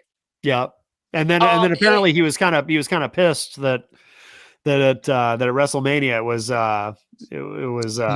he Shawn wanted and Razor. my understanding is he wanted to do it with Shawn on a Yeah. big stage Yeah, because he thought it could make money, and yeah, Vince didn't think it could. Vince, it would back up the Brinks truck, print money. yeah, Like, man. So yeah, and Brett even has said that he gave Shawn and Razor ideas for spots they could do in that yeah, match that they ended up taking. yeah, yeah, Um, uh, and although I don't think he gave them the best idea, using the ladder as like a participant in the match. I believe those two came up with that on yeah, their own. yeah, Or if you listen to the King of Bros, bro. he told them that, bro. He who shall not be named. That moron. What, we know so many trashy people from New York. Goodness gracious. I know. Yes. Some people listening will know the reference. Oh But yeah. Especially in that Poughkeepsie. individual is also a wrestling fan, by the way. So not all wrestling fans are good people. Not all not all- wrestling fans are smart either. That Yeah. Only some of us. Yeah. We're in the elite. well, depending on who you talk to, in regards to me, some people might disagree with the smart part, or the elite part, or even good person part. We'll move on. I have a question. Is there anything about Brett that you would criticize? Oh man, Constructively, obviously, because he's one of your heroes, as he is one of mine. I have some constructive criticisms of him. I But I I'm curious think- if you do. this is hard for me because I'm actually going to share this podcast to him on Twitter. I Oh, don't think cool. anything will come out of it, but I'm going to, and on Instagram. Yeah. Because I would, and if we get something out of it, awesome, even better. Of course. My criticism of Brett, and here is, he's given himself this criticism, so I don't feel bad giving it to him. I think, not in these words, I think sometimes Brett took himself too seriously, Agreed. and it affected the ability to make money. Yes. I'm not going to sit here and throw the Shawn Michaels situation in that. I think both of them are at fault, and I also think Vince McMahon planted a lot of seeds. Yes.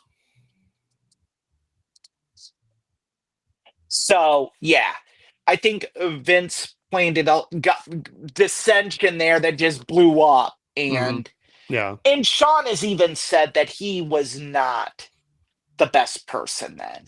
Oh yeah. So- he was I mean, by all accounts, he's a very different person today than he was back then. Yes. Completely different. Or he wouldn't be in the position that he is in now otherwise. Right. presumably, yeah. Absolutely agree. And Yeah. I think all accounts he's a great person now. So Yeah. really,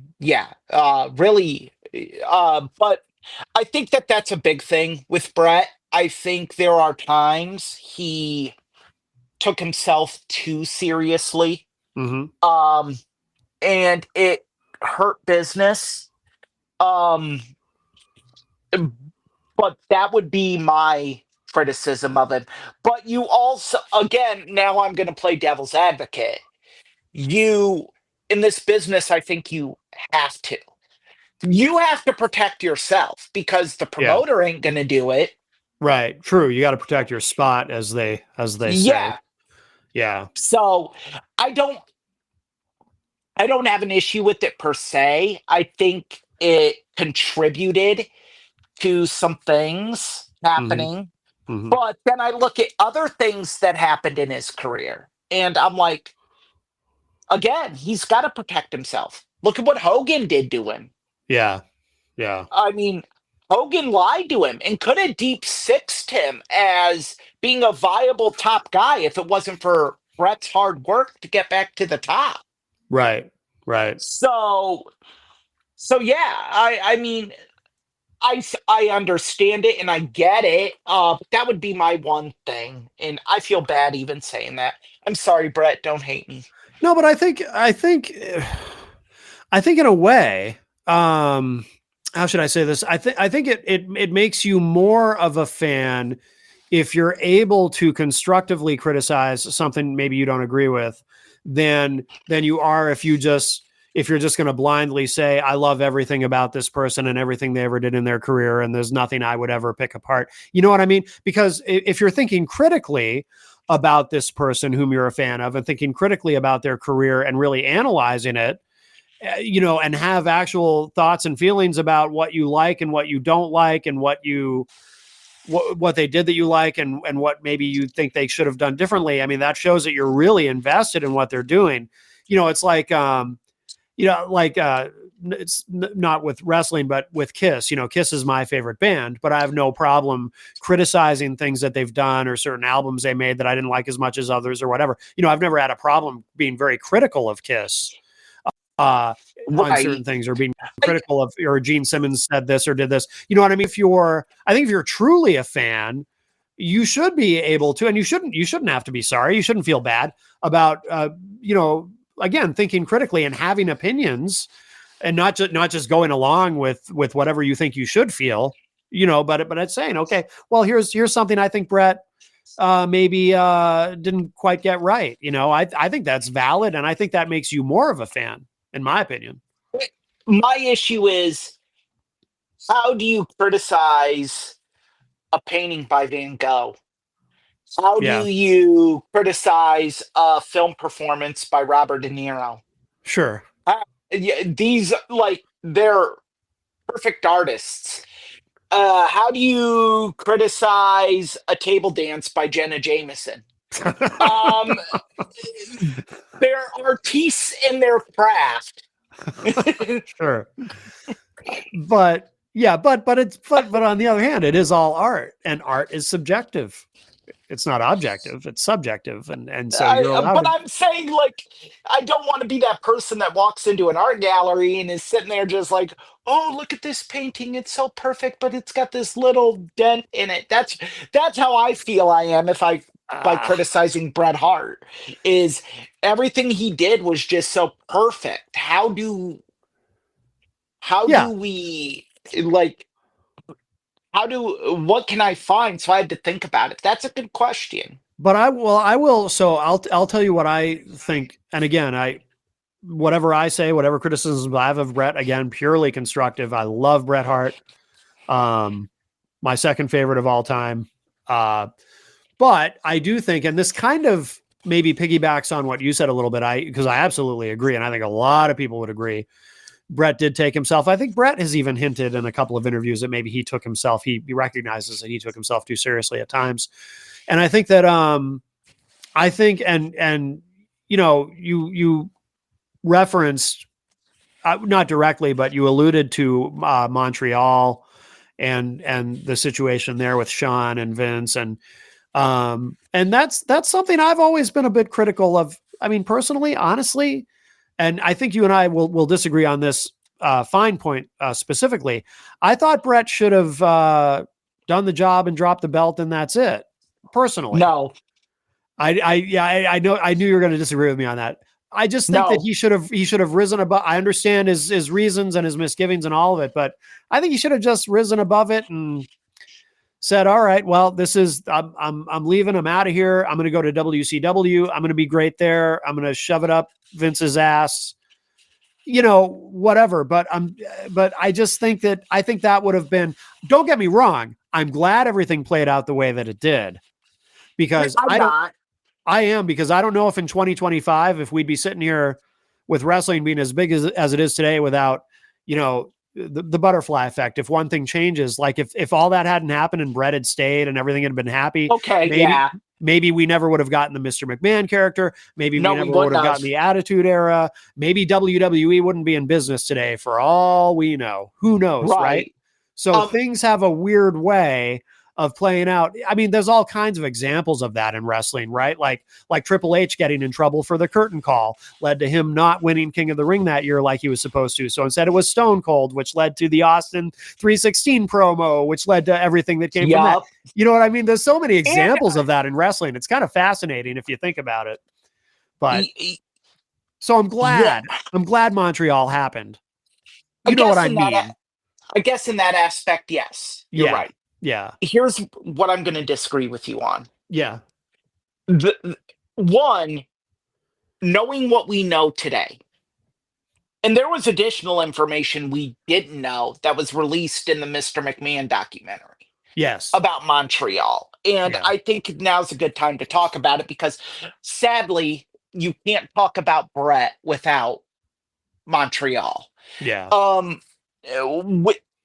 I think the thing is, one, Brett went up to Sean, and I've said this, there are only two people whose stories have never changed regarding Montreal: Jim Cornette, Bret the Hitman Hart. Yeah. Neither one of their stories have changed. Even Jim Ross and Bruce Pritchard, who I respect both of them, and quick well wishes and prayers for a swift recovery to Jim Ross. I saw that cancer diagnosis, colon cancer. Yeah. Yes. So thoughts and well wishes and prayers with good old JR. Yeah. As he battles this. I totally spaced that. But what I'm going to say is, Brett went to Sean and said, we're going to do it at Survivor Series. I have no problem putting you over. I would never do anything to hurt you in the ring. And Sean said, I can't say the same for you. At that point, Brett was within his rights to say, no way am I doing this. Mm-hmm. And think about this. Everything Bret Hart had done for that company leading up to that. Yeah. He had never said no to doing a job. Yeah. Never said no to anything. True. He said no to that. Yeah. And what we found out in the Mr. McMahon documentary is Vince's complaint about the whole thing. All these many, many years later, this was just made public knowledge. Vince has always said, I was afraid he was going to do an Alundra Blaze and take the belt to WCW and drop it in the garbage can and disrespect our title. And that can happen to the women's title, but it can't happen to our belt. Never would have happened, because Brett was still under contract. Right. He wouldn't have been legally able to do that anyway. And Eric Bischoff was getting hit with lawsuits. Well, not Eric Bischoff directly, Turner, by WWE, and they wanted no part of lawsuits from Titan Sports. Yeah. After that. So that would never have happened. Yeah. So Vince knew that. Yeah. Brett gave a 30-day notice. Yeah. Or I think it was a 60-day. It was either a 30, 60, or 90-day notice that he was breaking his contract. Regardless, the contract went through until December 12th. They could have had Brett drop the title at any point. Well, that's a fair point. They should, and that's what they should have done to avoid all the mess. Any point. Yeah. Following that. And I agree with you on the butterfly effect scenario, and everything you said is spot on. Yeah. I'm saying just from the standpoint of being a Bret Hart fan, Yeah. that there was a better way to do that. And that now knowing uh, a year ago or 2 years ago, whenever the documentary was released, and this just shows what a stand up guy Bret the Hitman Hart is. He never wrote about that in his book. Right. He's never said that in an interview. He is that wasn't even in the documentary Wrestling with Shadows. Yeah. That was uncovered by a random journalist who had a copy of Bret Hart's contract. Yeah. So all these people out here saying all Bret has done is whine about Montreal. How many times have you been screwed over by a job? How many times have you been screwed over by a place that you've given your heart and your soul to? Let alone your body and your blood and your sweat to. Yeah. No. There is no, again, butterfly effect notwithstanding. There is no reason you can give me, especially knowing that new piece of information, that makes what Vincent Kennedy McMahon did that night justifiable. All right. I am going to offer a counterpoint. Oh, and I don't want to be in the position of defending Vince, especially with all that we know now. Oh my God. Right. But trying to put myself in his position. So I agree. I mean, you're right. They could have avoided it all by having Bret drop the belt to some. I mean, I remember Bret, I think it was in Wrestling with Shadows, he even says, I'll drop it to the Brooklyn Brawler. I don't care. I'm just not dropping it to Sean in Canada. Right. If Bret had gotten here's the problem for Vince. Vince is getting his ass kicked by WCW. Obviously, the company's struggling for money because they can't honor Bret's contract. He told Bret, we're going to intentionally breach the contract if we have to, because we have no other option, financial peril, all of that. Now, so Vince is already getting his ass kicked. And now if he capitulates to Bret, because Bret doesn't want to drop the belt to Shawn in Montreal, now everyone, the people who Vince has under contract still, who are still with WWE, who are probably going to go to WCW as soon as they can, as soon as that Brinks truck pulls up in front of their driveway, and they have a chance to. Now they know. Now Vince has shown weakness. Now Vince has shown, if you've got him backed into a corner, Vince isn't so tough after all. You can push him around. And he let Bret push him around. Now I can push him around too. I can put my foot down and say, no, Vince, I'm not doing this. See that. And I think Vince, from his perspective, felt like I have to do this because I can't look weak. And Eric, you got to admit, he would look weak, wouldn't he? To the rest of the guys in the company. If he had given Bret his way, what would that have done in terms of Vince's ability to run the company at that point? One key fact we're missing from that. Mm-hmm. And I understand your thought process there. Yeah. I'm not disagreeing, but there's a key fact.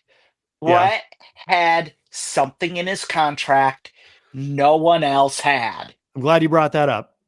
He had creative control over his final 30 days.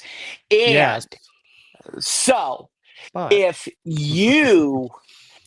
people want to say, well, he pushed Vince around, no, Vince was still the contract is the contract. yeah. They breached it. Bret could opt out. Bret did, but the terms of the contract are still there.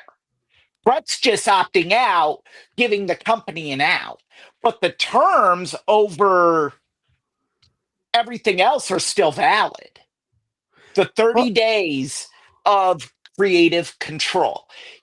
Bret had that. If you don't think the boys in the locker room knew that Bret had that, I would. Well, everybody knew. Yeah. Yeah. Because that was being knew. that was being reported at the time. That was a big part of the story. another counterpoint though. If I'm not mistaken, if I'm remembering it correctly, it was described as, I think this is the exact wording in the contract, but I could be wrong. Reasonable creative control. Reasonable meaning like Brett couldn't say, for example, he couldn't demand anything that would be deemed unreasonable. So there's some ambiguity there. So Brett couldn't go to Vince and say, Some?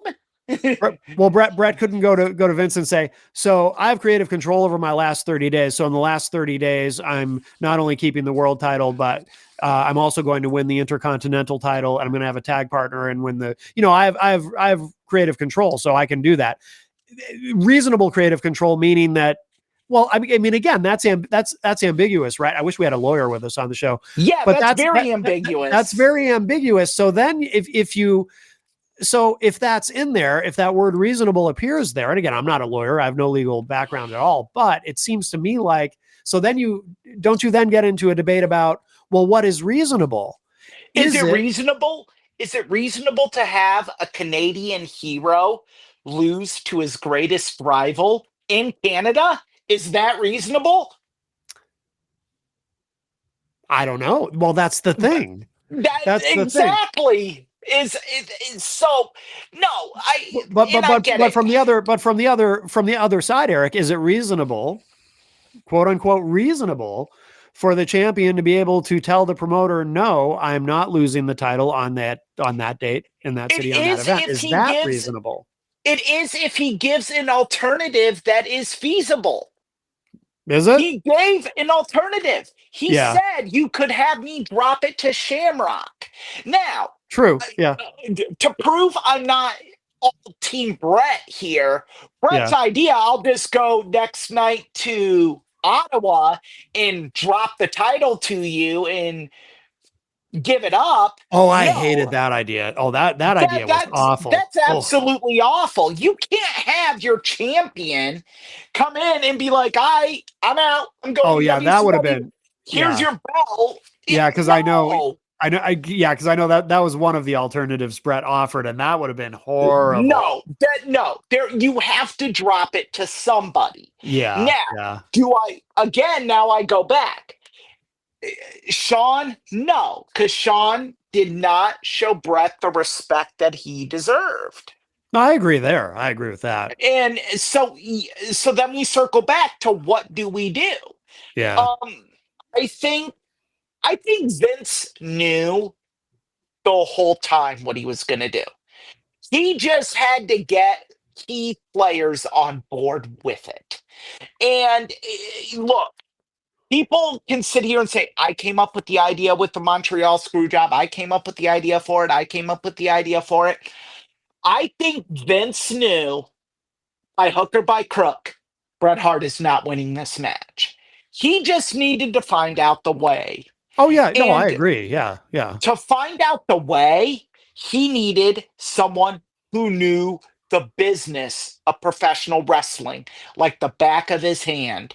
That person is not the king of bros as he says constantly. Right. It had to be a historian of the business. So the two people I'm willing to give credence to that they came up with it is Jim Cornette and Paul Triple H Levesque.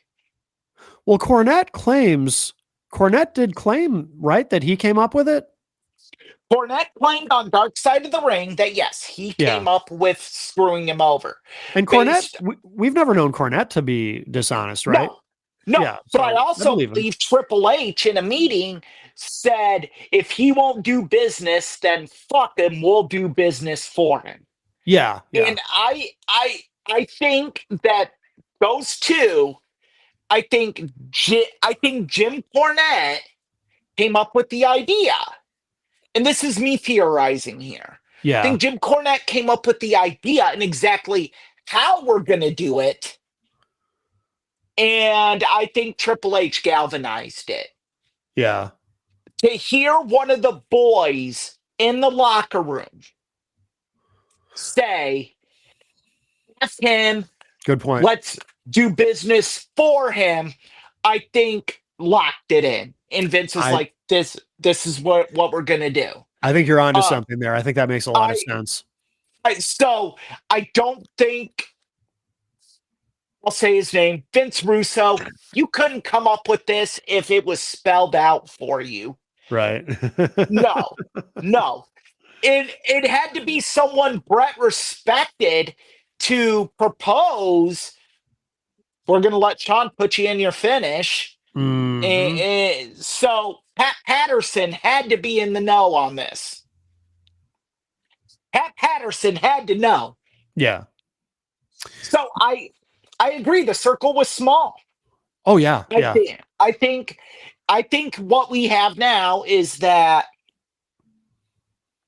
Sean knew, Hunter knew, Vince knew, Pat Patterson knew, and Jim Cornette knew. I think those are the five. I don't think Jim Ross knew, and I don't think Bruce Pritchard knew. And I think Vince Russo was just trying to figure out what he was doing in Canada. So he had no clue. So yeah, I mean, I think those are the five that knew. You know, there are people who to this day claim that, and you and I, we're not people who are, yeah, I can tell by the look on your face. You already know what I'm about to ask you. You and I are not, Is not a word. you and I are not people who are susceptible to conspiracy theories, but so I don't know. I don't believe it's a work either, and I never have. There is the only there is one piece of evidence. I know. I think I know where you're going with this because Oh, I I think I know what you're going to bring up, but I okay. want to hear it. Okay. The one thing that I've always wondered about, and you know, we did talk earlier about how some, you know, the butterfly effect, and sometimes in wrestling things just work out. And a lot of things worked out in the aftermath of this. But one of the things that worked out really well is that Wrestling with Shadows documentary that you mentioned earlier, a documentary about Bret Hart in the, at that time, still the WWF, which I'm sure a lot of people would have liked to have seen and been interested in, people who are fans of Bret Hart. Otherwise, it might not have a huge appeal to a large audience, but if you're a fan of Bret Hart and you're a wrestling fan, you might like to see this. And it just so happens You're that, not going where I thought you were going. oh, By I'll the be curious way. afterward to hear where you thought I was going. But it just so happens that this documentary has a pretty climactic ending that no one anticipated or thought or could have possibly seen coming. But it all just works out so perfectly for this documentary that it ends with the Montreal screw job. And again, just to be clear, I'm not saying that I think that means it might have been a work. I don't think it was a work. I think that was just a very, very happy accident and coincidence. But my God, the guy, what's his name? Barry something? No, Barry did no, Paul the guy, J. who is it? Paul J is the director of Paul J. wrestling. Paul J might be the luckiest son of a bitch who ever made a documentary to have that work out that way. And again, I do believe it was a coincidence and it just happened to work out that way. But my God, what a lucky guy he is to have that work out that way. So I will say that. Okay. So that's the one thing that always kind of made me go, yeah, that is interesting. And that's such a good point. But you've opened the door for me to break into my mental wrestling Rolodex in my head. Yeah. I have a counter to that. Okay. So Conrad Thompson brought that up to Bruce Pritchard. Oh, he did. Yes. Okay. I haven't listened to those in a while. Where they talked about either Survivor Series 97 as an event or just Bret Hart in 97. It was one of them. And Bruce said this, and it makes a lot of sense if you think about it. When WWE gives you credentials, they give it to you for an event or for a specific amount of time. Yeah. When they were approached about the documentary, they were told it would be a 1-year shoot. Okay. So originally, the documentary was going to end with Bret Hart faxing his letter. Oh, I remember But that scene. Yeah. what happens after that, they stopped filming. Yeah. But Bret called Paul Jay. And Paul Jay this comes from Paul Jay in interviews. Yeah. Bret had called Paul Jay and said, hey, there's something interesting going on here. I didn't know this. I didn't know this part. There's something interesting going on here. I'm greatly paraphrasing here. Yeah. There's an issue with my last night. They want me to do this with Sean. I don't want to do this. It's going to be my last night in WWE. Do you want to come film? Well, lo and behold, we still have these press passes that they never revoked. I'll be damned. Sure, we'll fly up and film this. And over time, things have gotten more contentious. Yeah. So I see. I didn't know about this. I didn't know about the phone call from Bret to Paul Jay. I never knew that. That's okay. Well, that does explain a lot, though. So they get there at the Molson Center in Montreal. Yeah. And the people at Montreal let them in because they're good credentials. Yeah. What are you going to say? No or wait? They didn't know Right. what was going on, so they just let them in. Yeah. And by the time everyone figured out, they'd already filmed footage. Yeah. They never knew Bret was bugged going into the meeting with Vince. Yeah. They didn't know he was wearing a wire. Yeah. For the documentary. And why would they? Why would anyone suspect that even, I didn't nobody's patting him down. They're not in the mafia. My understanding is that they didn't even know the documentary crew was there when they had that meeting with Vince. Wow. They had no clue. Well, I can see that happening though. It's busy. There's a lot of people around. Exactly. Yeah. We talked about it at the beginning. Yeah. Yeah. And now as a promoter, you have this giant cluster to work out. Yeah. Knowing that you're screwing over quite possibly your greatest superstar ever, not named Hulk Hogan. Yeah. You're going to be a villain. You're going to be hated. You don't know the effect it's going to have on your business. Why are you paying attention to, no offense to Paul Jay, this rinky-dink production crew? Yeah. Yeah. So yeah, that's exactly why it happened. That makes sense. It was pure dumb luck that they still had the credentials. Yeah. Yeah. Okay. Well, that really explains that. Now, where did you, because you said you thought you knew where I was going. Where did you think I was going? One of my favorite scenes in Dark Side of the Ring happens at the end of the Montreal episode. And it's Scott Hall breaking down the finish and why he thinks it's a work. Okay. And I thought you were going to reference that moment as someone who knows Sean very well, is one of the smartest minds, the late, great Scott Hall, Razor Ramon, one of the greatest minds in the business, can break it down like that. It's got to be a work. Huh. And the one thing I will say that Scott did not bring up. Yeah. And I never noticed this till I watched the Sean and Bret rivalries WWE home video release. But Sean goes to put the sharpshooter on wrong. Yeah. He uses the wrong leg, and Bret tells him switch legs. Yep. And you see Sean switch legs. Yeah. To put it on right. Yeah. So yeah. But I don't understand. Yeah, and I remember him saying that when I watched that Dark Side of the Ring, but I don't understand because Bret's even talked about that. Like, yeah, Sean didn't even know how to put the sharpshooter on the right way. I had to help him. Like, what is that? I mean,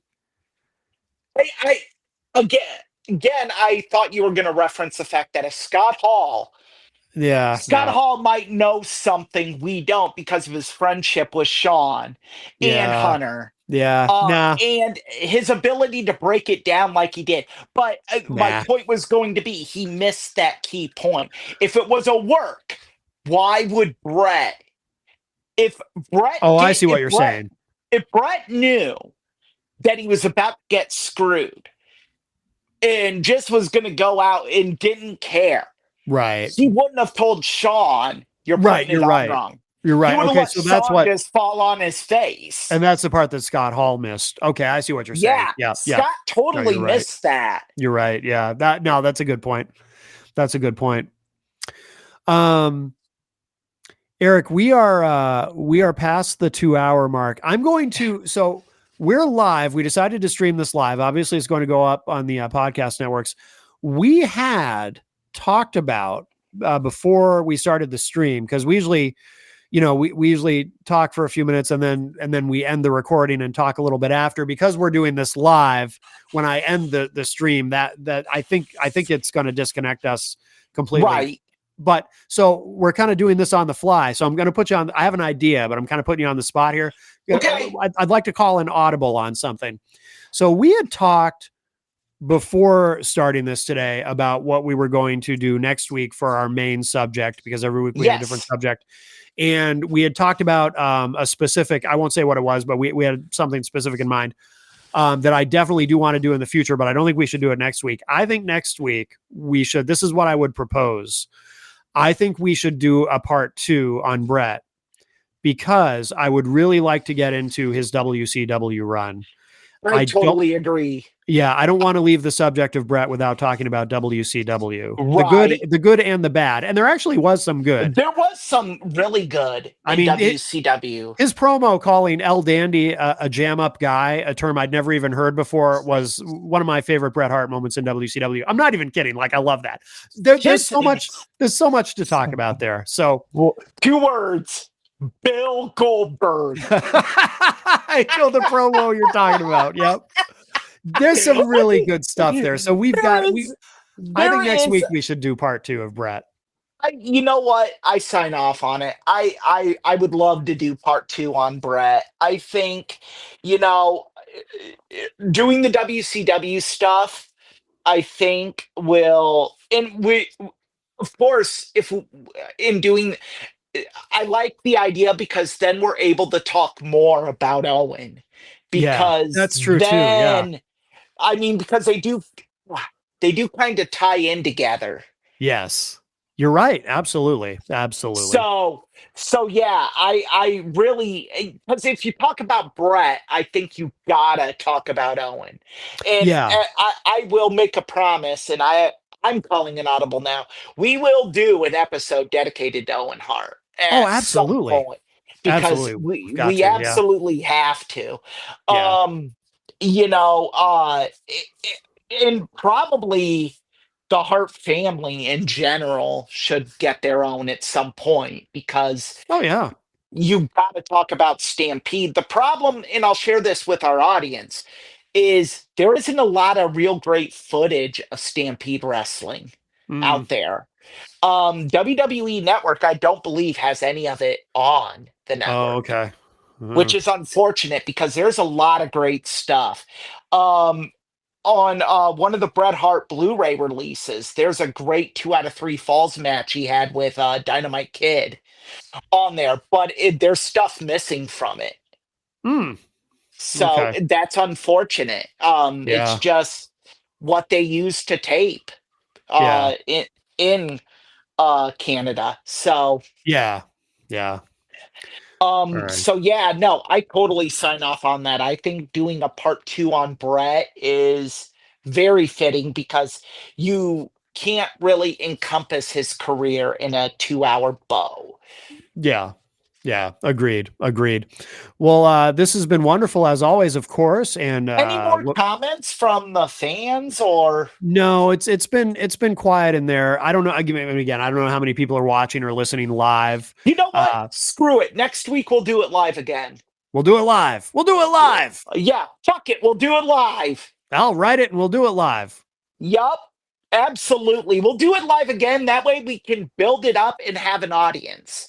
Yes. and have people come in and talk about Brett, or say what you feel. Yeah.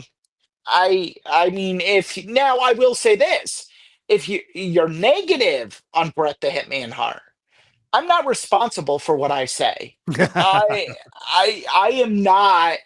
You, man, we might get kicked off the internet We next might. week. It happens to people. They get It does. They get suspended 9 uh, times mhm. off of you male genitalia or something, or whatever Yeah. they call it. Yeah. Uh Zuckerberg suspends them, and a lot of it is because they're just an uneducated moron. Yeah. But no, you people will be at fault for talking negatively about Brett the Hitman Hart. Yes. This Understood. this will Understood. not be my fault. All right, fair enough. Fair enough. Well, very good. So, with that disclaimer, we will again please like us, follow us on social media. Tough Bumps. We're everywhere, and that'll do it for this edition. Someone tag Joey Janela. What'd you just say? You want to fight Joey Janela? Is that what you said? Fight Joey Janela. Oh, man, I have a gimp arm right now from work. So mm, I'd still fight him. Yeah. One arm and all. With All my right. arm in a sling, I would fight Joey Janela. Nice. Because Joey's big into sympathy, apparently. Apparently. Apparently, it's got to be about him and feeling sorry for Joey, Yeah. not and stand up for him. I need someone to stand up for me. Who will stand up for Eric? Yes. Let's get that trending. Hashtag who will stand up for Eric? Who will stand up for Eric P? Because there's a lot of Erics That's out there. true. There We are a don't lot of just want to Erics. stand up for any old Eric. We Yeah. want to stand up for me. Yeah. Someone stand up for me, damn it. I'd fight Joey Janela. Fair enough. The And challenge has been made. I won't even need Kratom to do it. Good. Well, that's a good thing, I guess. Okay. Well, I'm fair just enough. stupid. Fair enough. All right. That concludes episode 4 of Tough Bumps, and we'll talk to y'all next week. Thanks, Eric. Thank you. Bye, guys.